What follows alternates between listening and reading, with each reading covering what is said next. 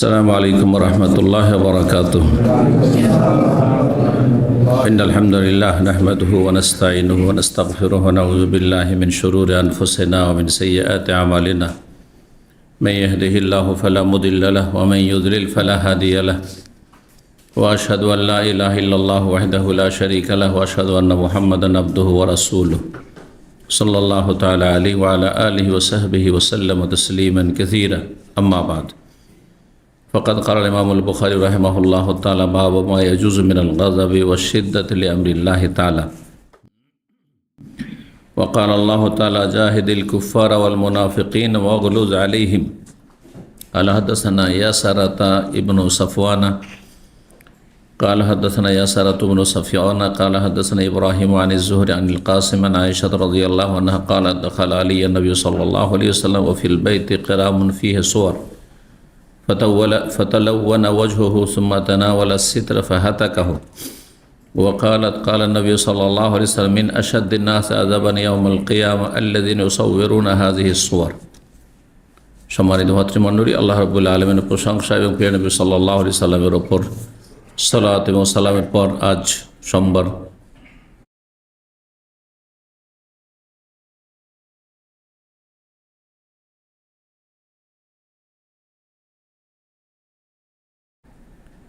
চোদ্দই শাবান 1447 হিজরি মোতাবেক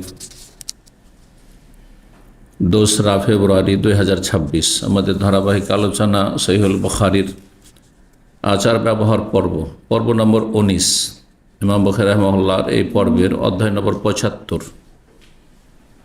এতে যে বিষয়টি বলছেন ইমাম বুখারী রাহিমাহুল্লাহ তাআলা, বলছেন আল্লাহ রাব্বুল আলামিনের বিধিনিষেধের ক্ষেত্রে কঠোরতা অবলম্বন করা এবং রাগান্বিত হওয়া জায়েজ। এমনি রাগ এবং কঠোরতা এটি ভালো চরিত্র নয়, কিন্তু সেটি দুনিয়ার স্বার্থে হলে, ব্যক্তি স্বার্থে হলে, পার্থিব গরজে হলে সেটি নিন্দনীয় বা জায়েজ নয়। রাগ দেখানো, কঠোরতা অবলম্বন করা, শক্ত আচরণ করা এটি ভালো চরিত্র নয়। কিন্তু যদি সেটি আল্লাহর জন্য হয়, আল্লাহর দ্বীনের জন্য হয়, দ্বীনের বিধিনিষেধের ক্ষেত্রে লঙ্ঘন হচ্ছে, যে কাজটি হতেই হবে হচ্ছে না, ফরজ কাজ, অথবা পাপ করছে কেউ, পাপে লিপ্ত হচ্ছে, এইরকম ক্ষেত্রে রাগান্বিত হওয়া, ইসলাম বিরোধী কথাবার্তা হচ্ছে, ভুল মেসেজ যাচ্ছে মানুষকে, তখন রাগান্বিত হওয়া, কঠোরতা অবলম্বন করা সেটি সওয়াবের কাজ। রাগ সবসময় নিন্দনীয় নয়। যদি আল্লাহর দ্বীনের জন্য হয় তাহলে সেটি ভালো কাজ। এইরকমই কঠোর হওয়া দুনিয়ার স্বার্থ হলে সেটি ভালো নয়, কারণ আপনার দুনিয়ার গরজে আপনি কঠোর।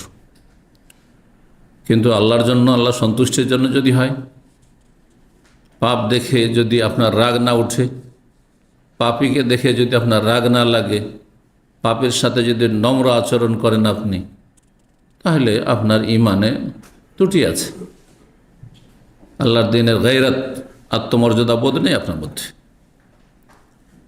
আপনার স্ত্রী বেহায়া বেপর্দা, যদি রাগ না লাগে, আপনার মেয়েরা বেহায়া বেপর্দা বেদিন হয়ে চলাফেরা করছে, ছেলেমেয়েরা নামাজ পড়ছে না, হ্যাঁ, বাড়িতে কোনো ইসলামের পরিবেশ নেই, আর কোনো রাগ হচ্ছে না, স্বাভাবিক। সবার নিজ নিজ স্বাধীনতা আছে, সবাই বড় হয়েছে, বুঝতে শিখেছে। আজকাল এগুলো ভাষা এক শ্রেণীর মুসলিমদের।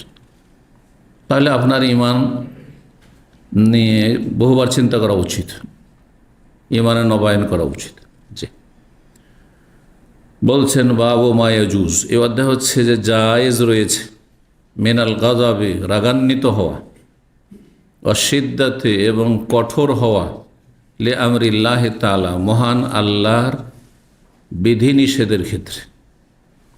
কোনো বিধিনিষেধের ক্ষেত্রে যদি দেখেন যে বিধিনিষেধ লঙ্ঘন হচ্ছে, তাহলে সেই ক্ষেত্রে রাগ করা, রাগান্বিত হওয়া, মেজাজ গরম করা, কঠোর আচরণ করা এটি জায়েজ, কখনো ওয়াজিব, সর্বনিম্ন জায়েজ।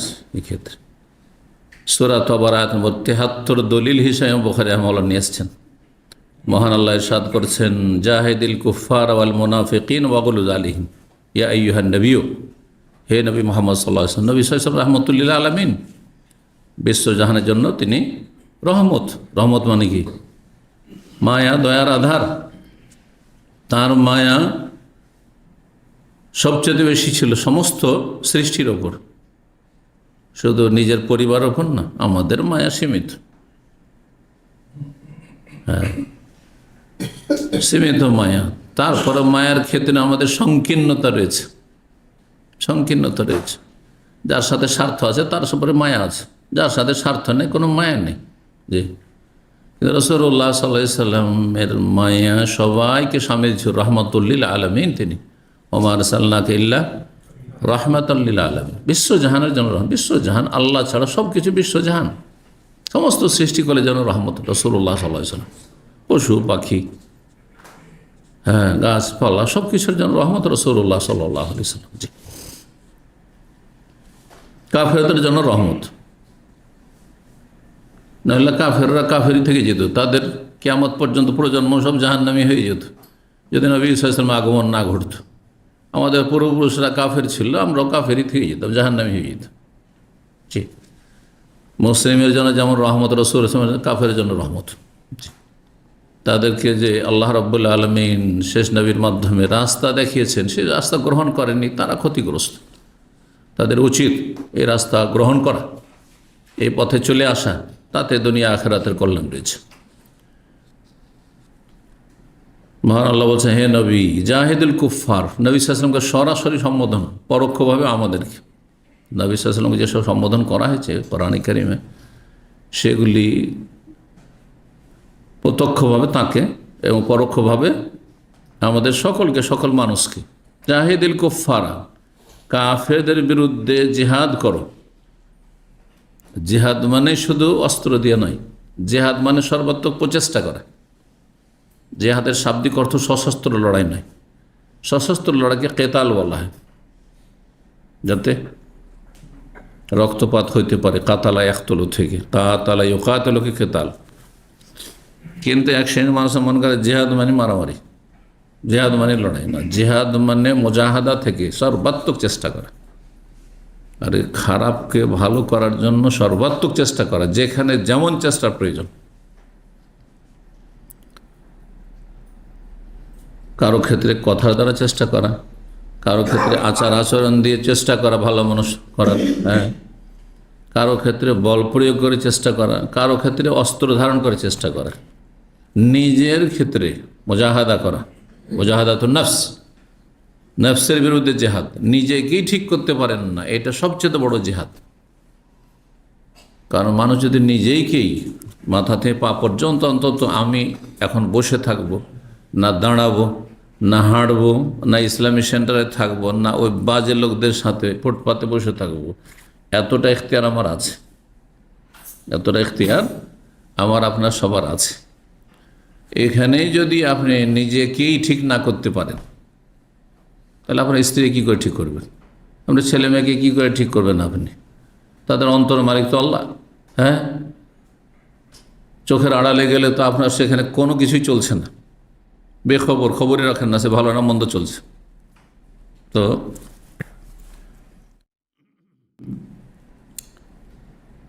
জিহাদুন নফস, নফসের জিহাদ, সর্বাত্মক চেষ্টা করা। এই জন্য অনেক আইমা কেরামগণ বলেছেন যে বাতিলের বিরুদ্ধে জেহাদের চাইতে বেশি অন্যের ক্ষেত্রে, অন্যের মধ্যে বাতিল রয়েছে, তাদের বিরুদ্ধে জেহাদের চাইতে বেশি নিজের মনের বিরুদ্ধে জেহাদ করা, এটা সবচেয়ে বড় জেহাদ, আল জেহাদুল আকবর। জি, অত্যন্ত গুরুত্বপূর্ণ বিষয়। আপনি আগে নিজেকে ফজরে উঠাবেন, মন চাইছে ঘুমাতে। কার মন চায় না ঘুমিতে? শুধু আপনাদের মন চায় যারা শুয়ে থাকছেন ফজরে, আমাদের মনটা চায় না ঠান্ডার দিনে। হ্যাঁ, গরমের দিনে মসজিদে গেলে ঘেমে ভিজে শেষ। এখানে তো নিয়ামত এসি আছে, তারপরে তো রাস্তাতে গরম লাগছে যারা হেঁটে যাচ্ছে। হ্যাঁ, দেশে তো যতবার যেন ততবার ভিজে আসতে হয়, গ্রীষ্মকালে সমস্ত কাপড় চোপড় ভিজে আসতে হয়। কে শখ করে যায়? কিন্তু বৃহৎ স্বার্থে যায়, জান্নাতের স্বার্থে যায় একজন মুমিন মুসলিম। যেই ব্যক্তি নফসের বিরুদ্ধে জিহাদ করতে পারে সেই যেতে পারে। গরম পানিতে উজু করতে পারে, কনকনে ঠান্ডা পানিতে উজু করতে পারে। জি, ভালো লাগে তাকে। জি, তাতে সবাই ঘুমাতে চায়, কিন্তু সে ঘুমাতে চায় না। সে ফজর তো পড়ে, সে তাহাজ্জুদে উঠে আল্লাহর সাথে নির্জনে কথা বলে। কেন? সে নফসের বিরুদ্ধে জিহাদ করে সে সফল হইতে পেরেছে। তো নফসের জিহাদ।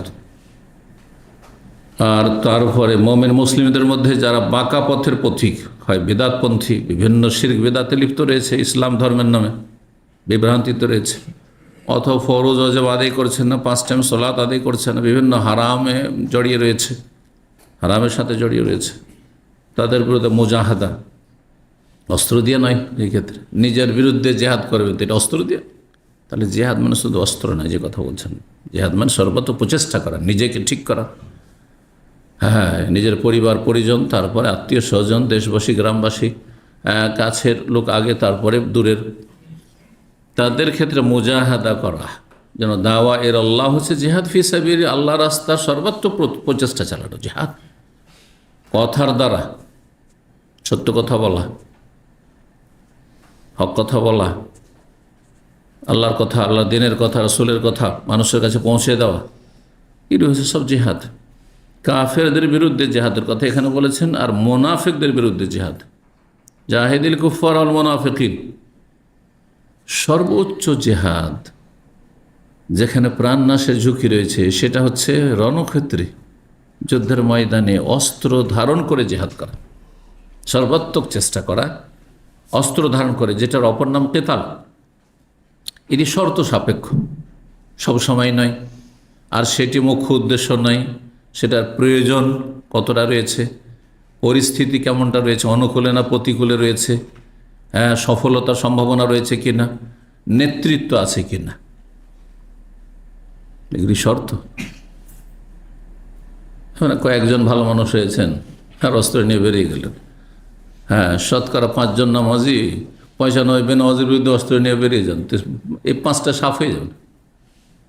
হ্যাঁ, দেশে বেনামাজি ছাড়া কোনো নামাজই থাকবে না, ঠিক না? কথা হচ্ছে যে অস্ত্র দিয়ে জিহাদ করার ক্ষেত্রে বেশ কিছু শর্ত রয়েছে। তার গুরুত্বপূর্ণ একটি শর্ত সহিহ হাদিস রয়েছে, ইন্নামাল ইমাম ও জুন্নাহ, দেশের শাসক হচ্ছে ঢাল স্বরূপ, বর্মস্বরূপ, ইউকাতাল মিন ওয়ারাইহি, তার পেছনে থেকে, তার নেতৃত্বে লড়াই করতে হবে। সশস্ত্র লড়াইয়ের ক্ষেত্রে নেতৃত্ব লাগবে, শাসকের নেতৃত্ব, আপনার আমিরে জামাতের নেতৃত্ব নয়। কথা বোঝা গেছে? আপনার সংগঠন অথবা আপনার মুরব্বীর নেতৃত্ব নয়। কাফেরদের বিরুদ্ধে যেটা জেহাদ, অস্ত্রের জেহাদ, সেটি অস্ত্র দিয়ে করবে। জাহিদিল কুফার, মুনাফিক যারা, আকিদার মুনাফিক, আমলের মুনাফিক না। আমলের মুনাফিকরা তো মুসলিম, যেমন বিভিন্ন পাপ মুসলিম সমাজে রয়েছে, এরকম মুনাফিকের কিছু আমলগত লক্ষণ রয়েছে, সেগুলি থাকলে তার মধ্যে মুনাফিকই রয়েছে। যার মধ্যে যত বেশি রয়েছে তত বেশি সে আমলে কর্মে মুনাফিক, তারা মুসলিম, ফাসিক, গুনাহগার। কিন্তু যারা আকিদার বিশ্বাসের মুনাফিক, মদিনার মুনাফিকরা ছিল। আজকালকার জামানার মুসলিম সমাজে যেসব আত্মগোপন করে আছে, সব নাস্তিক আর সেকুলার, মানবরচিত ধর্মে বিশ্বাসী, মানবরচিত তন্ত্রমন্ত্রে বিশ্বাসী, বিভিন্ন মতবাদে বিশ্বাসী, তারা ইসলামী বিধিবিধানে বিশ্বাসী নয়। খুব বেশি হলে সীমিত আকারে ওই নামাজটা মসজিদ পর্যন্ত বিশ্বাসী, যে তোমরা ধর্মকর্ম করবে তোমাদের মসজিদে করো। রাষ্ট্রীয় বিষয়ে তারা মোটেই বিশ্বাসী নয়। বলছেন না, ওইসব ক্ষেত্রে ধর্ম পবিত্র জিনিস আপনার মসজিদে রাখেন। ধর্মের কথা কেন এখানে আলোচনা? রাজনীতির কথা আমরা বলবো, আপনার আলেম ওলামা রাজনীতির কথা কেন বলবো? এই রাজনীতি মানে আবার এই কুফরি গণতন্ত্রের রাজনীতির কথা বলছেন। রাজনীতি মানে দেশ চালাবার নীতি, যেটা ইসলামিক তরিকা আছে, সিয়াসা শরঈয়া, আহকামে সুলতানিয়া। হানাফি ইমাম কিতাব লিখেছেন আল আহকামুস সুলতানিয়া। ইমাম ইবনে তাইমিয়া রাহিমাহুল্লাহ রয়েছে সিয়াসা শরঈয়া, শরীয়ত সম্মত রাজনীতি। এগুলো হচ্ছে খলিফাদের জামানার রাজনীতি। আবু বকর, ওমর, ওসমান, আলীর, তাদের যুগের দেশ চালানোর নীতি। জি, আজকাল আমাদের অনেক দিনী ভাইয়েরা কিছু সহি আকীদা শিখেছেন, কিন্তু এই বাতিলের সাথে ঝুঁকে যাচ্ছে, বলছে এটাই ভালো মনে হয়। সতর্ক, সাবধান, এরা সালাফি হইতে পারেন, এখনও খালাফি হয়ে আছে। কথা বুঝতে পারছেন না? অনেকে খালাফি আছে। আল্লাহ হেদায়েত করুক দিন। কারণ আপনারাই যদি হেদায়েত না হইতে পারেন তো বাকিগুলোর কি হেদায়েতের আপনারা আশা করছেন? জি, কাফেরদের বিরুদ্ধে জেহাদের কথা না বলে বলছিলাম, যেটি অস্ত্রের জেহাদ হবে, কিন্তু মোনাফিকদের বিরুদ্ধে অস্ত্রের জেহাদ হবে নাকি? নাস্তিকদের বিরুদ্ধে মুসলিম সমাজে যারা রয়েছে, বলছে না যে আমি মোরতাদ, এ কথা বলছে না। আপনাদের কাছে ভোট ভিক্ষা করতে আসে, তখন হ্যাঁ টুপি টাপি নিয়ে আসছে, কথা বলছেন না। মসজিদে গিয়ে নামাজ পড়েছে। এক নেতার কথা শুনতাম যে 1 ওয়াক্ত নামাজ 5-7 মসজিদে গিয়ে পড়ে, যে গ্রামে যায় ওখানে গিয়ে আসর পড়ছে, সবাইকে দেখানোর জন্য যে আমি মুসল্লি, নামাজ পড়ি। কিন্তু তারা মানবরচিত বিধানে বিশ্বাসী। এরা হচ্ছে মুনাফিকিন, আকীদার মুনাফিক। আল্লাহর দিন, যে দিনে কামিল, পূর্ণাঙ্গ দিন, তাতে বিশ্বাসী নয়। দিন ইসলামের সমস্ত রকমের সমস্যার সমাধান রয়েছে, রাষ্ট্রীয় সমস্যার সমাধান রয়েছে, তারা বলছেন না, গণতন্ত্র ছাড়া চলবেই না। হ্যাঁ, তারা বলছেন না, পশ্চিমা আইন ছাড়া আদালত চালানো যাবে না। হ্যাঁ, দেশে শান্তি প্রতিষ্ঠা করা যাবে না। এরা হচ্ছে ওই আপনার মুনাফিকিন। মুনাফিকদের বিরুদ্ধে কখন নবী সাল্লাল্লাহু আলাইহি ওয়াসাল্লাম বদর, উহুদ আর খন্দকের মতো অস্ত্র দিয়ে লড়াই করেছেন? করেননি, তাই না? কখনো। বরং সাহাবায়ে কেরামগণ, ওমর রাদিয়াল্লাহু তাআলা আনহু, বিভিন্ন সাহাবী বলেছেন, ইয়া রাসূলুল্লাহ, এই মুনাফিকের গর্দন উড়িয়ে দিই, শুধু আমাকে আপনি পারমিশন দেন। দানি আযরবানু কাহাজাল মুনাফিক, আমাকে ছেড়ে দেন, এই মুনাফিকের গর্দন উড়িয়ে দিচ্ছি। পারমিশন দিয়েছেন? শক্তভাবে নিষেধ করেছেন। লা লিআল্লা ইয়াতাহাদ্দাসুন নাস, যাতে করে মানুষ এই কথা বলার সুযোগ না পায়, অসৎ লোকেরা, জান্না মুহাম্মাদান ইয়াকতুল আসাব, মুহাম্মদ সাল্লাল্লাহু আলাইহি ওয়াসাল্লাম নিজের সাথী সঙ্গী কি খুন করছে। মানুষ আগে বলবে হ্যাঁ যে কাফের সাথে লড়াই, এরা মুসলিমেরা, তো এসব মুসলিম নেতা। হ্যাঁ, এতে আপনি ইসলাম মুসলিমদের আরও ক্ষতি করবেন। আপনি মুনাফিকদের বিরুদ্ধে তার অস্ত্রের লড়াই নয়, অস্ত্রের জেহাদ নয়। এই জন্য শেখ সালেহুল ফাওজান হাফিজাহুল্লাহ তাআলা তিনি বলেছেন, জাহিদিল কুফারা বিসসিনান, কাফেরদের বিরুদ্ধে জেহাদ হবে, সশস্ত্র যেটি জেহাদ সেটি হবে তলোয়ার দিয়ে, মানে অস্ত্র দিয়ে। তলোয়ারের যুগ তখন ছিল, হ্যাঁ, যুগ উপযোগী। আর তার জন্য বললাম যে বেশ কিছু শর্ত রয়েছে, বিনা শর্তের নয়। বিনা শর্ত তো রোজাই রাখেন না, রাখবেন? এই এক শ্রেণীর জঙ্গিরা, মুসলিম সমাজের যুবকরা, এই জিহাদের ব্যাপারে কোনো শর্ত বুঝেন না, বাকি নামাজেরও শর্ত বুঝে, রোজারও শর্ত বুঝে, যে মুসাফির রোজা রাখা চলবে না, কষ্ট হচ্ছে। তো অসুস্থ ব্যক্তি খুব কষ্ট হচ্ছে রোজা রাখতে, রোজা রাখলে গুনাহ হবে, এটাও বুঝে। তাহলে শর্ত আছে রোজা রাখার জন্য, তাই না? হজ করার জন্য শর্ত আছে না? ওটা অসুবিধা নেই, রাস্তায় ভিক্ষা করবো আর হজে চলে যাবো, চলবে না? আর্থিক সচ্ছলতা হইতে হবে, যাতায়াতের পয়সা থাকতে হবে, ভিক্ষা করে হজ করা যায় না।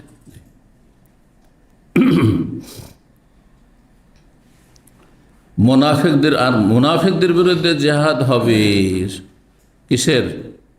বলছেন বিল হুজ্জাত ওয়াল বুরহান, দলিল দ্বারা এবং প্রমাণ দ্বারা। কোরআন সুন্নাহর দলিল প্রমাণ দিয়ে তাদের সংশয় নিরসন করবে। তাদের মধ্যে সংশয় যে ইসলাম 1400 বছর আগের, হ্যাঁ, মুহাম্মদ রাসূলুল্লাহ সাল্লাল্লাহু আলাইহি ওয়াসাল্লাম নিয়ে আসা বিধান, সেটা আজ পৃথিবী কত উন্নতি করে চলে গেছে, কত এগিয়ে গেছে, সায়েন্স টেকনোলজির যুগ, হ্যাঁ, স্মার্টফোনের যুগ, আর আজকেও বলবেন যে ও ইসলামের দণ্ডবিধান চলবে, এটা কেমন কথা? এই যে সংশয়, শয়তান সংশয় ঢুকিয়ে দিয়েছে তাদের মগজে। এই সংশয় নিরসন করবে বিল হুজ্জাতি ওয়াল বুরহান, দলিল প্রমাণ দিয়ে। আজকেও পৃথিবীর মধ্যে সৌদি আরবে সবচেয়ে বেশি শান্তি আছে। যারা ছুটি যাচ্ছেন আর ফিরে আসছেন, তারা সবাই সাক্ষী দেবেন এক বাক্যে যে নিজের ঘরে যতটা আপনি নিরাপদ ছিলেন না, সৌদি আরবে এসে তো তার চাইতে বেশি নিরাপদ। এ কথা দোস্তও বলবে, দুশ্মনও বলবে, অমুসলিমও বলবে। অমুসলিম যারা এদেশে থাকে, কাজকর্ম করে, তারাও দেশে গিয়ে অত নিরাপদ নয় যত নিরাপদ সৌদি আরব, স্বীকার করতে বাধ্য, ঠিক না? কিসের জন্য? এখানকার লোকগুলি সব ফেরেশতা? না, মোটেই না। এখানেও আমাদের দেশের মতো ভালো মন্দ লোক আছে, কিন্তু এখানে কোরআন সুন্নাহর আইনের বাস্তবায়ন আছে। ভয় আছে, চুরি করলে হাত কেটে, হ্যাঁ, ছিনতাই যদি করি, রাহাজানি করি, আর এই গাঁজার ব্যবসা করি, তো গলা কেটে যাবে, বুঝলেন না? জবরদস্তি জেনা ব্যভিচার যদি করি, তো জেনা ব্যভিচারের শাস্তি রয়েছে, আর তাতে যদি অপরাধ বেড়ে যায় তো মৃত্যুদণ্ড হইতে পারে। বিবাহিত তো মৃত্যুদণ্ডই আছে, কিন্তু অবিবাহিত হইলেও মৃত্যুদণ্ড হইতে পারে যদি সীমা লঙ্ঘন করে, তাহলে ইত্যাদি ইত্যাদি। তাহলে বোঝা গেল যে মুনাফিক মুসলিম সমাজের যারা বলছে যে আজকালকার যুগে সেই যুগের মধ্যযুগীয় আইন চলবে না, তাদের এই সংশয় শয়তান তাদের মগজে ঢুকিয়েছে। এই সংশয় নিরসন করতে হবে দলিল প্রমাণ দিয়ে, আর দলিল প্রমাণ ওয়াহিতে রয়েছে কোরআন সুন্নাহ, বিজ্ঞ আলেম ওলামাদের। এটি হচ্ছে দায়িত্ব। এই ক্ষেত্রে কেউ যদি মুনাফিকদের বিরুদ্ধে এরকম অস্ত্র ধরে, হ্যাঁ, যে আল্লাহর দুশ্মন, ইসলামের বিরুদ্ধে বলেছে, অথবা সে মুরতাদ হয়ে গেছে, সরকার তো এর শাস্তি দেবে না, তো আমি কি করি, একে গোপনে মেরে দিই, তাহলে সেই ব্যক্তি হারাম কাজ করলো, জাহান্নামে যাওয়ার কাজ করলো। অথচ যে অপরাধীকে মেরেছে তার জন্য মৃত্যুদণ্ড ইসলামে রয়েছে, কিন্তু মৃত্যুদণ্ডের বাস্তবায়ন করার অধিকার শাসকের। আইন নিজে হাতে নিয়েছে, যেটা তার কাজ না, তার কাজ ছিল শুধু মুখে বলা। কথা বোঝা গেছে না? জি। 6109 নম্বর হাদিস। হাদিস বর্ণনা করেছে মা আয়েশা রাদিয়াল্লাহু তাআলা আনহা বলেন, তিনি দাখালা আলাইয়া নবী সাল্লাল্লাহু আলাইহি সাল্লাম, একদিন নবী আমার বাড়িতে প্রবেশ করলেন। অফিল বাইতে কেরামুন ফিহে সুয়ার, আর বাড়িতে ছবিযুক্ত পর্দা ঝোলানো ছিল। কেরাম পর্দা, পর্দার কাপড়। ফিহে সুয়ার মানে ছবিযুক্ত, তাতে ছিল বেশ কিছু প্রাণীর ছবি। ছবি মানে গাছপালার ছবি নয়, গাছপালা, নদী নালা ইত্যাদি বিভিন্ন দৃশ্যের ছবি যদি হয় তাহলে জায়েজ, কিন্তু যদি কোনো প্রাণীর ছবি থাকে, মানুষের ছবি, পশু পাখির ছবি যদি থাকে, তাহলে জায়েজ নয়। তো পর্দার কাপড়ে প্রাণীর ছবি ছিল। রাসূলুল্লাহ সাল্লাল্লাহু আলাইহি ওয়াসাল্লাম বাড়িতে প্রবেশ করতে যাচ্ছিলেন। ফাতালাওয়ানা ওয়াজহুহু, নবী সাল্লাল্লাহু আলাইহি ওয়াসাল্লামের মোবারক চেহারা পরিবর্তন হয়ে গেল, রাগে লাল হয়ে গেছে। সাদা ফর্সা মানুষ যদি রাগে, তো চেহারা কি হয়ে যায়? লাল হয়ে যায়। এই তো রোদরে যদি চলাফেরা করে তাহলে চেহারা লাল হয়ে যায়, পরিবর্তন হয়ে যায়। নবী সাল্লাল্লাহু চেহারা পরিবর্তন হয়ে গেল। সুম্মা তানাওয়ালা সিতরা, তারপরে পর্দাটি নিজ হাতে নিলেন। ফাহাতা কাহার, সেটাকে ছিঁড়ে ফেললেন অথবা সরিয়ে দিলেন। তাকে মানে ছিঁড়ে ফেলা হয়। অন্য হাদিস রয়েছে আয়েশা রাদিয়াল্লাহু তাআলা নিজেই সরিয়ে দিলেন। যদি সরিয়ে দেওয়ার নির্দেশ দেওয়া হয় তাহলে সেটা যেন নিজেই করল। এটি হচ্ছে ভাষার অলংকার। যেমন আপনি রাজমিস্ত্রি না, বাড়ির মালিক, বাড়ি একটা তৈরি হয়েছে, তারপর হচ্ছে এই বাড়িটা আমি তৈরি করলাম, বলছেন না? আপনি তৈরি করেছেন আসলে, না রাজমিস্ত্রি তৈরি করেছেন? তো ঠিক ওই রকমই নবী সাল্লাল্লাহু আলাইহি ওয়াসাল্লাম বাড়ির অভিভাবক, তিনি নির্দেশ দিলেন রাসূলুল্লাহ আয়েশা রাদিয়াল্লাহু তাআলা আনহাকে যে এটি সরিয়ে ফেলো, এটি জায়েজ নয়। তখন সেটিকে সরিয়ে ফেলা হলো বা ছিঁড়ে ফেলা হলো। আর বললেন ওয়াকালাত, মা আয়েশা বলছেন, নবী সাল্লাল্লাহু আলাইহি ওয়াসাল্লাম বললেন, মিন আশাদ্দিন নাস আযাবান ইয়াউমাল কিয়ামা, কিয়ামতের দিনে কঠিন শাস্তি যেসব মানুষের হবে তাদের অন্তর্ভুক্ত হচ্ছে আল্লাযীনা ইউসাউবিরুন, ওরা যারা এই প্রাণীর ছবি অঙ্কন করে থাকে। প্রাণীর ছবি যারা অঙ্কন করে তাদেরকে কঠিন শাস্তি হবে। আশাদ্দুন নাস আযাবান ইয়াউমাল কিয়ামা আল মুসাউবিরুন, অন্য হাদিসে রয়েছে প্রাণীর ছবি। এই ক্ষেত্রে বিস্তারিত বিভিন্ন সময় আলোচনা হয়েছে। ক্যামেরার ছবি যেটি স্থির নয় সেটি এর অন্তর্ভুক্ত নয়। যেমন এই যে ভিডিও রেকর্ড হচ্ছে, এটা তার মধ্যে সামিল নয়, এটি হচ্ছে ছায়া। যেমন আয়নার সামনে দাঁড়ালে আপনার ছবি ভাসছে, সেটি ছবি নয়, তাই না? সরে গেলেন, নেই। ঠিক ওই রকমই এখানে রেকর্ড হচ্ছে, নাই, অস্থির, যেটা বলে সূরাতুল মুতাহাররাকা, নড়াচড়া করছে। ধারণ করা যদি তাতে কোনো বৃহৎ স্বার্থ থাকলে ধারণ করতে পারে, অথবা জরুরি থাকে, যেমন আপনার আইডি কার্ড, পাসপোর্ট ইত্যাদি বাড়িতে ছবি করতে হচ্ছে, তখন জায়েজ। অথবা বৃহৎ স্বার্থ রয়েছে, ইসলামের খেদমতের জন্য কোথাও রিপোর্ট পেশ করতে হবে, ইফতার পার্টি দিয়েছে, আপনাদের ছবিগুলো না দিলে ইফতারের পয়সা আসবে না, তাহলে জায়েজ। কিন্তু বিনা কাজে বিবাহ শাদীর অনুষ্ঠান হচ্ছে, সুতরাং আমরা ক্যামেরা বন্দি করবো আর ছবি করবো, এগুলো জায়েজ না, জায়েজ না।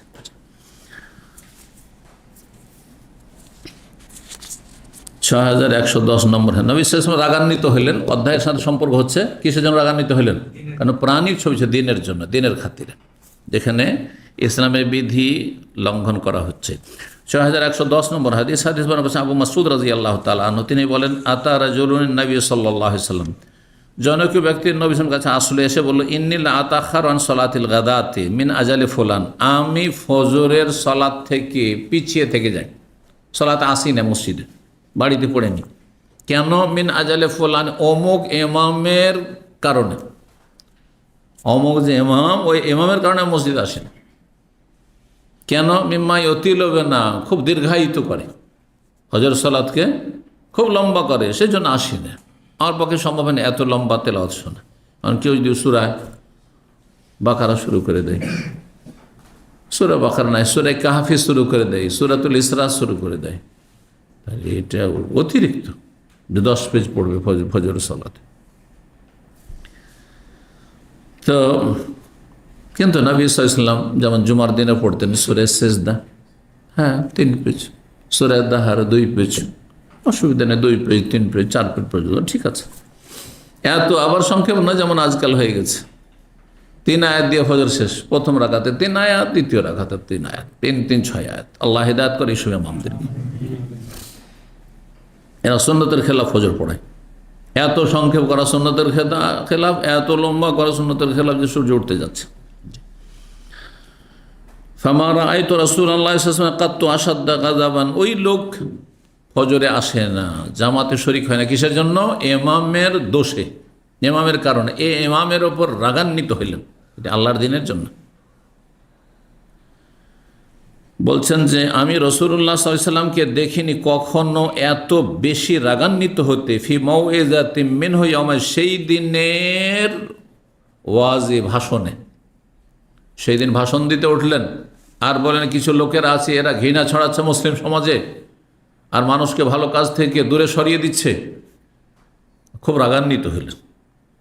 কাল বললেন তাতে, ফাকাল ইয়া আইয়ুহান নাস, হে মানব সকল, ইন্না মিনকুম মুনাফফিরিন, তোমাদের মধ্যে কিছু মানুষ আছে যারা ঘৃণা ছড়িয়ে থাকে, মানুষকে কাছাতে জানে না, দূরে সরিয়ে দেয়, মসজিদের লোক না আসুক এটাই চাই, এরা খারাপ মানুষ। এরকম ইমাম, ফাইয়ুকুম মাসাল্লা বিন নাস, যে কোনো মানুষ যখন মানুষের ইমামতি করবে, সালাত পড়াবে মানে ইমামতি করবে, ফালিয়াতাজাওয়াজ, সংক্ষিপ্ত যেন করে, সংক্ষিপ্ত করে। কেন? ফাইন্না ফিহিমুল মারিজ, কারণ মুসল্লিদের মধ্যে, মুক্তাদির মধ্যে কিছু অসুস্থ আছে, রোগীও আছে, ওয়াল কাবির, কিছু বৃদ্ধ আছে, বুড়ো মানুষ, দীর্ঘ সময় এইভাবে সালাত আদায় করা সম্ভব না, ওয়াজাল হাজা, আর কাজের লোকও আছে, আর এমার্জেন্সি ডিউটির সময় আছে। অন্য মসজিদের লোক দোকানপাট খুলে দিয়েছে, আর যদি মসজিদ লম্বা সালাত, কিছু লোকের আমাদের মুসল্লি ভাইয়েরা নামাজি বাংলা ভাষী আছে, তারা একটু সীমা লঙ্ঘন করে। একদিন এক ভাই এসে বলছে যে আমার কফিল আমাকে নামাজ পড়তে বাধা দেয়, সত্য কথা বলছি, নামাজ পড়তে বাধা দেয়, বলছে তাড়াতাড়ি দোকান খুললো। তো মানে কেমন নামাজ পড়তে বাধা দেয়? মানে ফরজ নামাজ পড়তে দেয় না আপনাকে? বলছে না, ফরজটা পড়তে দেয়, ফরজ পড়তে দেয় কিন্তু সুন্নত পড়তে দেয় না। এটা নামাজ পড়তে বাধা দেওয়া হইল। সুন্নত পড়লে নেকি, না পড়লে গুনাহ নেই। সুন্নত পড়বেন আপনার হিসাব থেকে পড়বেন, আপনি ডিউটি শেষ করে গিয়ে ঘরে পড়বেন।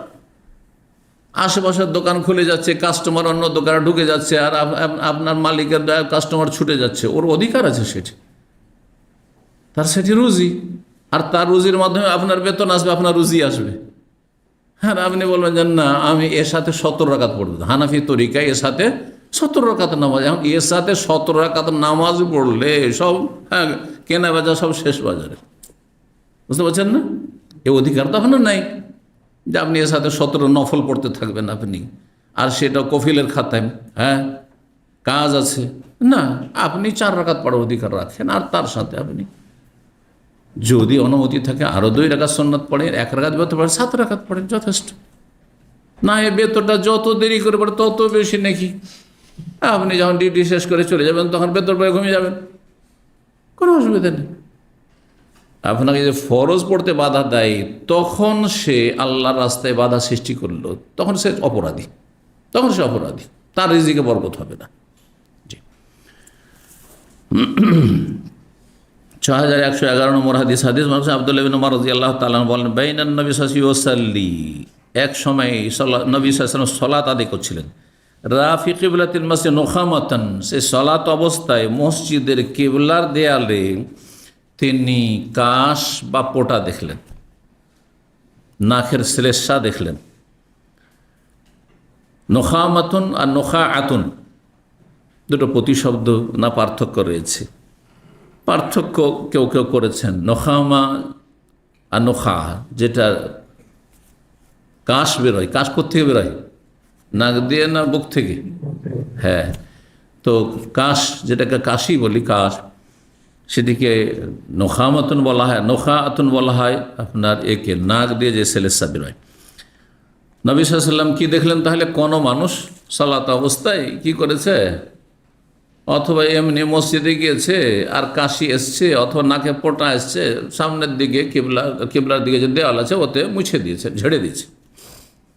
ফাহাক্কাহা বিয়াদিহি, নবী সাল্লাল্লাহু আলাইহি ওয়াসাল্লাম নিজ মোবারক হাতে সেটিকে খুঁচিয়ে পরিষ্কার করে দিলেন। হাক্কা ইয়াহক্ক মানে সরিয়ে দেওয়া। কীভাবে সরাবেন? কাশপোটাকে, সেলেসাকে সরাইতে হইলে সেটাকে যদি শুকিয়ে গিয়ে থাকে তাহলে খুঁচিয়ে দিতে হবে, খুঁচিয়ে দিয়ে সরিয়ে দিলেন বা পরিষ্কার করে দিলেন নিজ হাতে।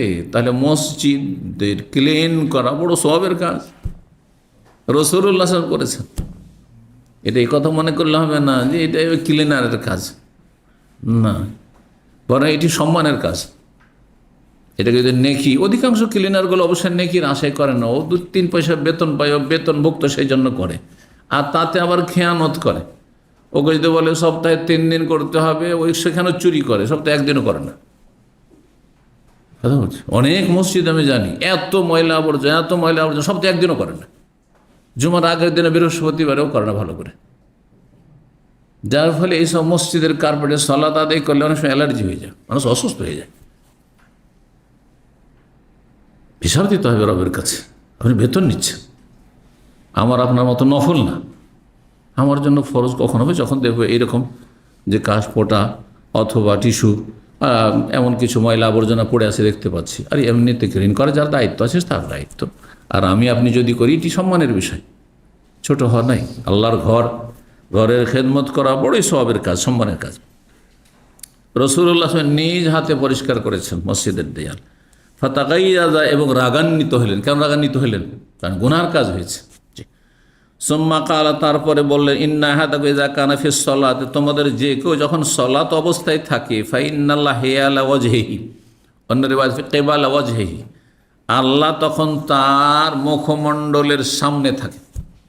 মুসল্লি যখন সালাতে দাঁড়ায় তখন আল্লাহ সামনে থাকেন। সত্তাগতভাবে না, আল্লাহর সামনে থাকে আল্লাহর মতো, কিন্তু সত্তাগতভাবে আল্লাহ কোথায় আছেন? সমস্ত সৃষ্টির ঊর্ধ্বে আছেন, সৃষ্টির মধ্যে একাকার হয়ে নাই। সৃষ্টির মধ্যে একাকার হয়ে যদি কেউ বলে সর্বত্র বিরাজমান, তো আল্লাহ এগুলোতে আছে। হ্যাঁ, যেগুলো খালি জায়গা সেগুলো তো আছেন, আর যেগুলোতে আমরা ফুল করে রেখেছি আমাদের ভিতরে তাহলে আছেন। এটা কুফরি আকীদা। সর্বত্র বিরাজমান, সব জায়গায়, আর সব কিছুতে বিরাজমান, আপনার ভিতরেও, পানির ভিতরেও, নাউজুবিল্লাহ, বোতলের ভিতরেও, টেবিলের ভিতরে, চেয়ারের ভিতরে, সব জায়গায়। একেবারে স্পষ্ট কুফরি আকীদা। কথা বোঝা গেছে? আল্লাহ সব কিছুতে বিরাজমান, সর্বত্র বিরাজমান, এটি বড় কুফরি আকীদা। আল্লাহ সৃষ্টি এবং স্রষ্টা একাকার নয়, আল্লাহ সমস্ত সৃষ্টির ঊর্ধ্বে রয়েছে। আর 7 আসমান, আরশ, কুরসি সব আল্লাহর সৃষ্টি। সুতরাং এই সমস্তের ঊর্ধ্বে আল্লাহ রয়েছে। শুধু আসমানের উপর বলা যথেষ্ট নয়, বা আসমানে আছে বলা যথেষ্ট নয়। আসমানের ওপরে সমস্ত সৃষ্টির ঊর্ধ্বে রয়েছে আল্লাহর উপর। এটি হচ্ছে আমাদের আকীদা সত্যগতভাবে। কিন্তু বিভিন্ন দিক থেকে আল্লাহ সর্বত্র বিরাজমান যদি কেউ বলে যে আল্লাহ তার জ্ঞানের দিক থেকে, ক্ষমতার দিক থেকে, পরিবেষ্টনের দিক থেকে, হ্যাঁ, তারপরে মুমিনদের রক্ষণাবেক্ষণের দিক থেকে, হেফাজতের দিক থেকে আল্লাহ আমাদের সাথে রয়েছেন। নবী ইন্নাল্লাহা মা'ানা, সৌর পাহাড়ে ওই ছোট্ট গুহাতে নবী বলছেন আমাদের সাথে আল্লাহ আছেন। মানে কি আল্লাহ কি হ্যাঁ সত্যগতভাবে ওই গুহার ভিতরে? আল্লাহ তার জ্ঞানের দিক থেকে আছেন, আমার বান্দা আমার নবী সৌর পাহাড়ের গুহায়। ক্ষমতার দিক থেকেও আছেন, রক্ষণাবেক্ষণ হেফাজতের দিক থেকেও আছেন। জি, পরিবেষ্টন করে আছেন, কোনো কাফের সেখানে পৌঁছিতে পারবেন না, আর কিছুই করতে পারবেন না। আল্লাহ আমার সাথে আছেন মানে আল্লাহ আমার হেফাজত করবেন, আল্লাহ আমার রক্ষা করবেন, আল্লাহ আমার সব খবর রাখছেন, আল্লাহর ক্ষমতার বাইরে যেতে পারবো না। এই সমস্ত অহুয়া মা কুমাইনামা কন্তুম, তোমরা যেখানে থাকো সেখানে আল্লাহ রয়েছেন, এই ধরনের আয়াতগুলি যখন আসবে তখন এই অর্থ করবেন। কিন্তু আল্লাহ জাতের দিক থেকে, সত্তার দিক থেকে তিনি সমস্ত সৃষ্টির ঊর্ধ্বে রয়েছেন। এটি মানুষের স্বভাবগত কথা, এটি হচ্ছে মানুষের নেচার, প্রকৃতি। এই জন্য দোয়া করে। আচ্ছা, দোয়া আমরাও যেমন করছি, তেমন যারা এই শিরকি কুফরি আকীদায় বিশ্বাসী, বলছে আল্লাহ সর্বত্র বিরাজমান, তারাও তো দোয়া করে, হাত তুলে। তো দোয়া করে তখন মনটা কোন দিকে যায়? আমাদের নয় ওপরে যাবে, কারণ আমরা জানছি আমাদের রব ওপরে আছেন। কিন্তু তারা আল্লাহ আল্লাহ এখানে আছে, এভাবে দোয়া করে। আচ্ছা, কেউ যদি কাউকে মারধর করে তখন কোন দিকে তাকায়? দেখছি আমার সাহায্য করে আল্লাহ ছাড়া কেউ নেই, তখন কোন দিকে তাকায়? একটা মূর্খ থেকে মূর্খ ব্যক্তি ওপরে তাকায়, আল্লাহ তুমি বিচার করো। তার মানে আপনার নেচার, প্রকৃতি বলছে যে আল্লাহ আমাদের ভিতরে একাকার হয়ে নেই, আল্লাহ আমাদের ওপরে আছেন। বুঝতে পারছেন না? তো কোরআনের দলিল, হাদিসের দলিল, আর মানুষের প্রকৃতি, দলিলুল ফিতরা যেটাকে বলা হয়, প্রকৃতির দলিল প্রমাণ, সব দলিল প্রমাণ। মানুষের অনুভূতি, দলিল হিস, অনুভূতি যে আল্লাহ আমাদের মাঝে একাকার হয়ে নেই। এই জন্য দোয়া করলে মনটাও ওপরের দিকে উঠে যায় যে আল্লাহ উপরে আছেন, আর হাতটা উপরে উঠে। হাত উঠে দিকে অনেকে বাড়াবাড়ি করে, উপরে কেন হাত উঠিয়ে দেন? আরে সর্বত্র বিরাজমান, হাত নিচে থাকবে, তো হাত উপরে কেন উঠে আপনার? বুঝছেন না? তাহলে আল্লাহ উপরে আছে। আপনার নেচার, সৃষ্টিগত প্রকৃতি বলছে যে আল্লাহ উপরে আছে, সৃষ্টির ঊর্ধ্বে আছে। আল্লাহ রাব্বুল আলামিন মুসল্লির সামনে রয়েছেন। আল্লাহ সব কিছুর চাইতে বড় না? সব কিছুর চাইতে বড়। তো সব কিছুর চাইতে বড়, যেখানে যাবেন সেখানে আল্লাহ সামনে আছেন। তাহলে সমস্ত কিছুর চাইতে বড়, সূর্যের চাইতে বড়, চন্দ্রের চাইতে বড়, আসমান জমিন সব কিছুর চাইতে বড়, সমস্ত সৃষ্টি চাইতে আল্লাহ বড়, সব দিক থেকে বড়। চাঁদ, চাঁদ কি সব কিছুর চাইতে বড়? সূর্যের চাইতে বড়? তারপরে পূর্ণিমার চাঁদ সৌদি আরবে থাকলেও আপনার সামনে, আর বাংলাদেশে গেলেও আপনার সামনে, আর হঠাৎ করে আমেরিকা পৌঁছলেন ওখানেও আপনার সামনে। আরে যেখানে যান, জাপান চলে গেছেন আপনি, যেখানেই যান না কেন আপনি, নিউজিল্যান্ড চলে গেছেন, অস্ট্রেলিয়া, তাও আপনার সামনে। ইমাম রহিমাহুল্লাহ এই কথা বলেছেন যে একটা ক্ষুদ্র আল্লাহর সৃষ্টি, আল্লাহর সামনে চাঁদ হচ্ছে তার ক্ষুদ্র সৃষ্টি, সেটাই যদি আমাদের সামনে সব জায়গাতেই থাকে, এই তো চাঁদ সামনে, পূর্ণিমার চাঁদ, তাহলে ফামা বারাকা বিরব্বিল আলামিন, তো রব্বুল আলামিন সম্পর্কে আপনি কি বলেন? তো আল্লাহ রব্বুল আরশেও আছেন, আর মুসল্লির সামনেও আছেন, আমার সামনেও আছেন। জি, কারণ আল্লাহ সমস্ত সৃষ্টির চাইতে আকবর, আল্লাহ আকবর। আল্লাহ আকবর কোনো মন্ত্র না, এটি আকীদা, এটি বিশ্বাস, এটি জিকির। জি, আল্লাহর বড়ত্ব ঘোষণা। তো আল্লাহ রাব্বুল আলামিন সলাতে তোমাদের সামনে ফালায়াতানাখামান্নাই হে আলাওয়াজহি, আল্লাহ যখন সামনে, তাহলে তুমি সলাত অবস্থায় সামনে যদি থুতু ফেলো অথবা কাশপোটা ফেলো, এটা বেয়াদবি না? কত বেয়াদবি চিন্তা করুন তো। কোন একজন মানুষ আপনার সামনে কি এখন ফেলবেন? অথচ এখানে সাধারণ মানুষই, একজন মানুষ আরেকজন সামনাসামনি কথা বলছেন, থুতু ফেলবেন, কাশপোটা ফেলবেন সামনে? না। ফালা তানাখামান্না হে আলা ওয়াজহি ফিস সালাতে, সুতরাং নিজের চেহারার সামনে, নিজের সামনে কখনো কেউ যেন কাশপোটা নিক্ষেপ না করে সলাত অবস্থায়। হাদিসে সলাত অবস্থায় এসছে, ঠিক না?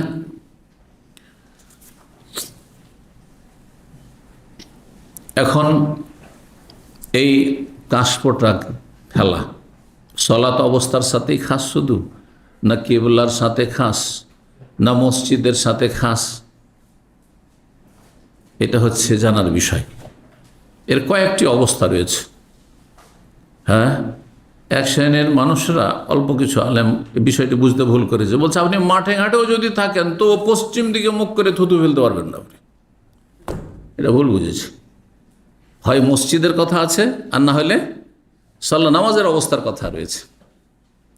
একজন মানুষ প্রথম অবস্থা, যে অবস্থায় কখনো আপনি সামনের দিকে থুতু ফেলবেন না, সালাত অবস্থায় আছেন আর মসজিদে আছেন, নামাজে আছেন আর মসজিদে আছেন, এক নম্বর অবস্থা।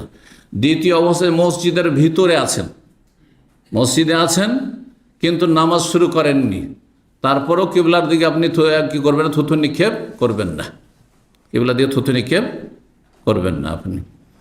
তিন নম্বর হচ্ছে মসজিদের বাইরে আছেন, মাঠে ঘাটে আছেন কিন্তু সালাত অবস্থায় আছেন, সেই অবস্থায়ও কি করবেন, কিবলার দিকে থুতু বা কাশফোঁটা নিক্ষেপ করবেন না। আসলে আপনি টিস্যুতে বা কিছুতে, আপনি কাপড়ে, রুমালে জাতীয় হয়, নিয়ে নেন সেটাকে। কয়টি অবস্থা হলো? তিনটি অবস্থা। চতুর্থ অবস্থা, না মসজিদে আছেন না সালাত অবস্থায় আছেন, কোন অবস্থায় নাই, এই তিনটির কোনোটিতে না। আপনি মসজিদের বাইরে খোলা মাঠে আছেন আপনি, আর নামাজের ভিতরে না, এমনি আপনি রাস্তাঘাটে চলাফেরা করছেন, এই দিকে হেঁটে যাচ্ছেন আপনি, আর সামনের দিকে থুতু ফেলেন, তো এটি না জায়েজ, দলিল নেই কিছু না জায়েজ। কথা বুঝতে পেরেছেন? আশা করি বুঝতে পেরেছেন। তাহলে থুথু কিবলার দিকে নিক্ষেপ করার চারটি অবস্থার তিনটি অবস্থায় নাজায়েজ। চতুর্থ অবস্থায় যেটি বললাম যে সলাতেও না আর মসজিদেও না, বাইরে আছেন, তাহলে কিবলার দিকে, মানে যেদিকে আপনার কাবা আছে সেদিকে যদি থুথু নিক্ষেপ করেন, কাবার একেবারে কাছে নয়, সামনে নয়, কারণ ওখানে বেয়াদবিটা আরও স্পষ্ট। তো কিন্তু বাইরে আছেন আপনি, যদি থুতু ফেলেন তো এমন কোনো বাধা নিষেধ নেই। তারপরে কেউ যদি সতর্কতা অবলম্বন করে না ফেলে, সেটি তার বিষয়, ভালো। 6112 নম্বর হাদিস বর্ণনা করেছেন যায়েদ ইবনে খালিদ আল জোহানি রাদিয়াল্লাহু তাআলা বলছেন, আন্না রাজুলান সাআলা রাসূলুল্লাহ সাল্লাল্লাহু আলাইহি ওয়াসাল্লাম আনিল লুখতাতি, জনৈক ব্যক্তি রাসূলুল্লাহ জিজ্ঞেস করল পথে পড়ে থাকা বস্তু সম্পর্কে। লুখতা মানে কারো কোনো কিছু হারিয়ে গেছে, রাস্তায় পড়ে আছে, এইরকম যদি কোনো মাল সামান হয় সেটাকে লুখতা বলা হয়। আর যদি কারো ছেলে মেয়ে রাস্তাঘাটে কোথাও পড়ে আছে, অজ্ঞাত পরিচয়, বাপ নেই মা নেই, বিশেষ করে